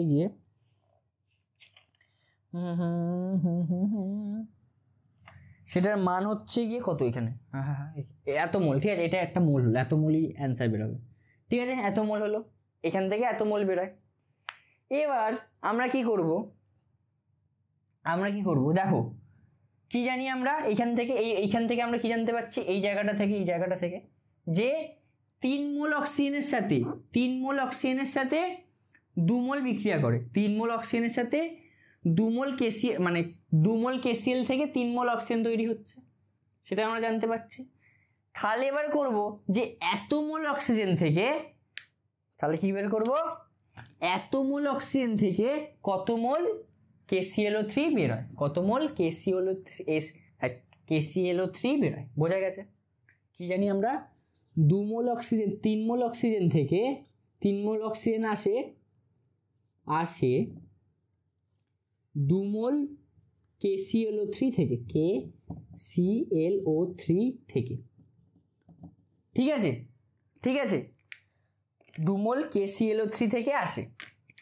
এবার লিখবো সূত্র, তাহলে কত মোল এখানে আছে, এত, মানে 2.66 ডিভাইডেড বাই 22.4 মোল অক্সিজেন। তাহলে কত থেকে আসবে, কত মোল থেকে আসবে, 2/3, কারণ এটা 1 মোল করতে গেলে 1 মোল আসবে হচ্ছে কি 2/3 থেকে, তাই 2/3 ইন্টু 2.66 ডিভাইডেড বাই 22.4 মোল থেকে আসবে। বোঝা গেছে? এত মোল থেকে আসবে, ঠিক? তাহলে এত মোল, তাহলে কি আসছে, এত মোল। তাহলে কত মোল আমাদের KClO3 এর প্রয়োজন, এই নোংরা একটা ক্যালকুলেশন দেওয়া আছে, এত মোল KClO3 এর প্রয়োজন, এত মোল KClO3 এর প্রয়োজন। বোঝা গেছে? হ্যাঁ। এবার এই মোল থেকে দেখো, মাথা কিন্তু এখানে খুব খাটতে হবে। এবার এই মোলটা থেকে যদি আমাদেরকে ওর গ্রামটা যদি পেতে হয় তাহলে আমাকে কি করতে হবে, এর যে আণবিক ভর সেটাকে দিয়ে এই মোলটাকে গুণ করতে হবে। এবার এর আণবিক ভর কত দাদা, এর আণবিক ভর হচ্ছে, দেখো লাল কালি হচ্ছে বলে এত তোমাদের বুঝতে একটু অসুবিধা হচ্ছে। কে এর আণবিক ভর হচ্ছে কি 29, Cl হচ্ছে কি 35.5, O3 মানে হচ্ছে গিয়ে 48। তাহলে কত হচ্ছে এখানে 0.5 আর এখানে 14 আর 8 যোগ করলে কত হয়, 22 এর 2, হাতে আমার 1, তাহলে এখানে হচ্ছে 8, 13, এত কত হচ্ছে 112.5। তাহলে এটার সাথে 2/3 ইন্টু 2.66 ডিভাইডেড বাই 22.4 ইন্টু কত আছে 112.5। এটাকে যদি গুণ করা হয় তাহলে উত্তর কত আসে, আমি উত্তর দেখব এক্ষুনি। হে উত্তর হচ্ছে গিয়ে কত, 9.698 গ্রাম, 9.698 গ্রাম। বোঝা গেছে?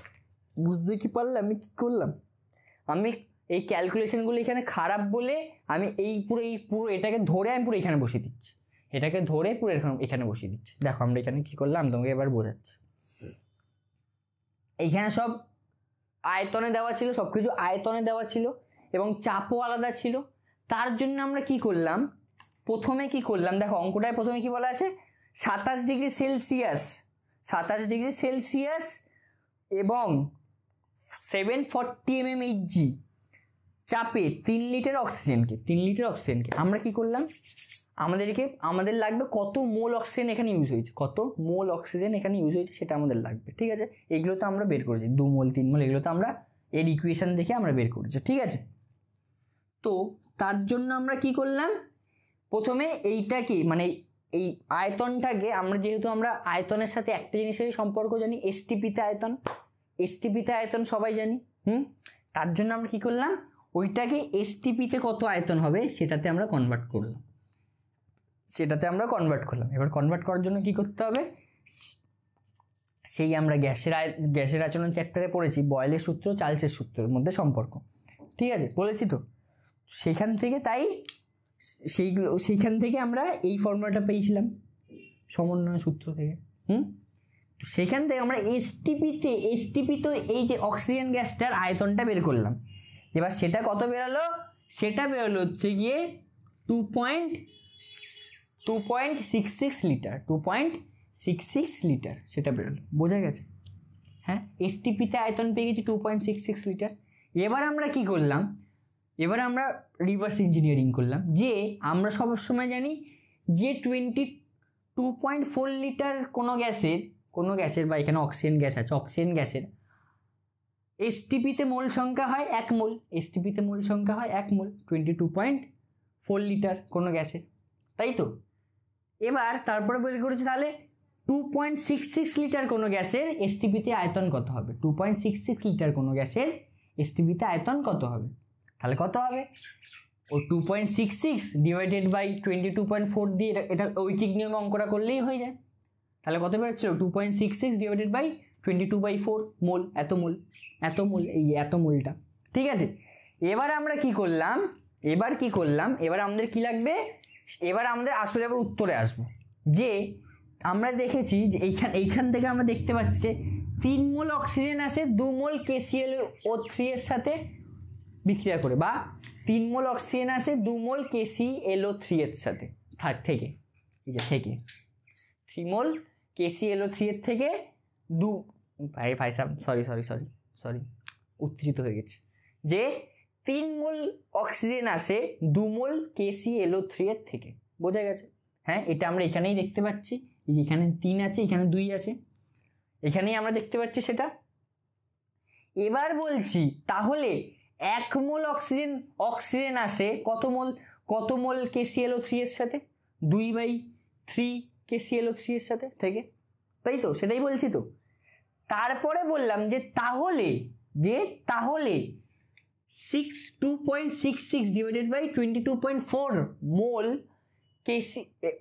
অক্সিজেন আসে কত মোল KClO3 এর সাথে, কত মোল KClO3 এর সাথে আসে, এই যে 2.3 গুণ, ভাই সাহেব কালি হচ্ছে না, 2.3 গুণ কত হচ্ছে 2.66 ডিভাইডেড বাই 22.4 মোল থেকে। বোঝা গেছে? এবার এখানে আমরা মোল পেয়ে গেলাম, এখানে আমরা কত মোল হবে সেটা পেয়ে গেলাম। এবার ওই মোলটাকে এই যে KClO3 এর আণবিক ভরের সাথে গুণ করলেই আমরা ওর ওজনটা পেয়ে যাব।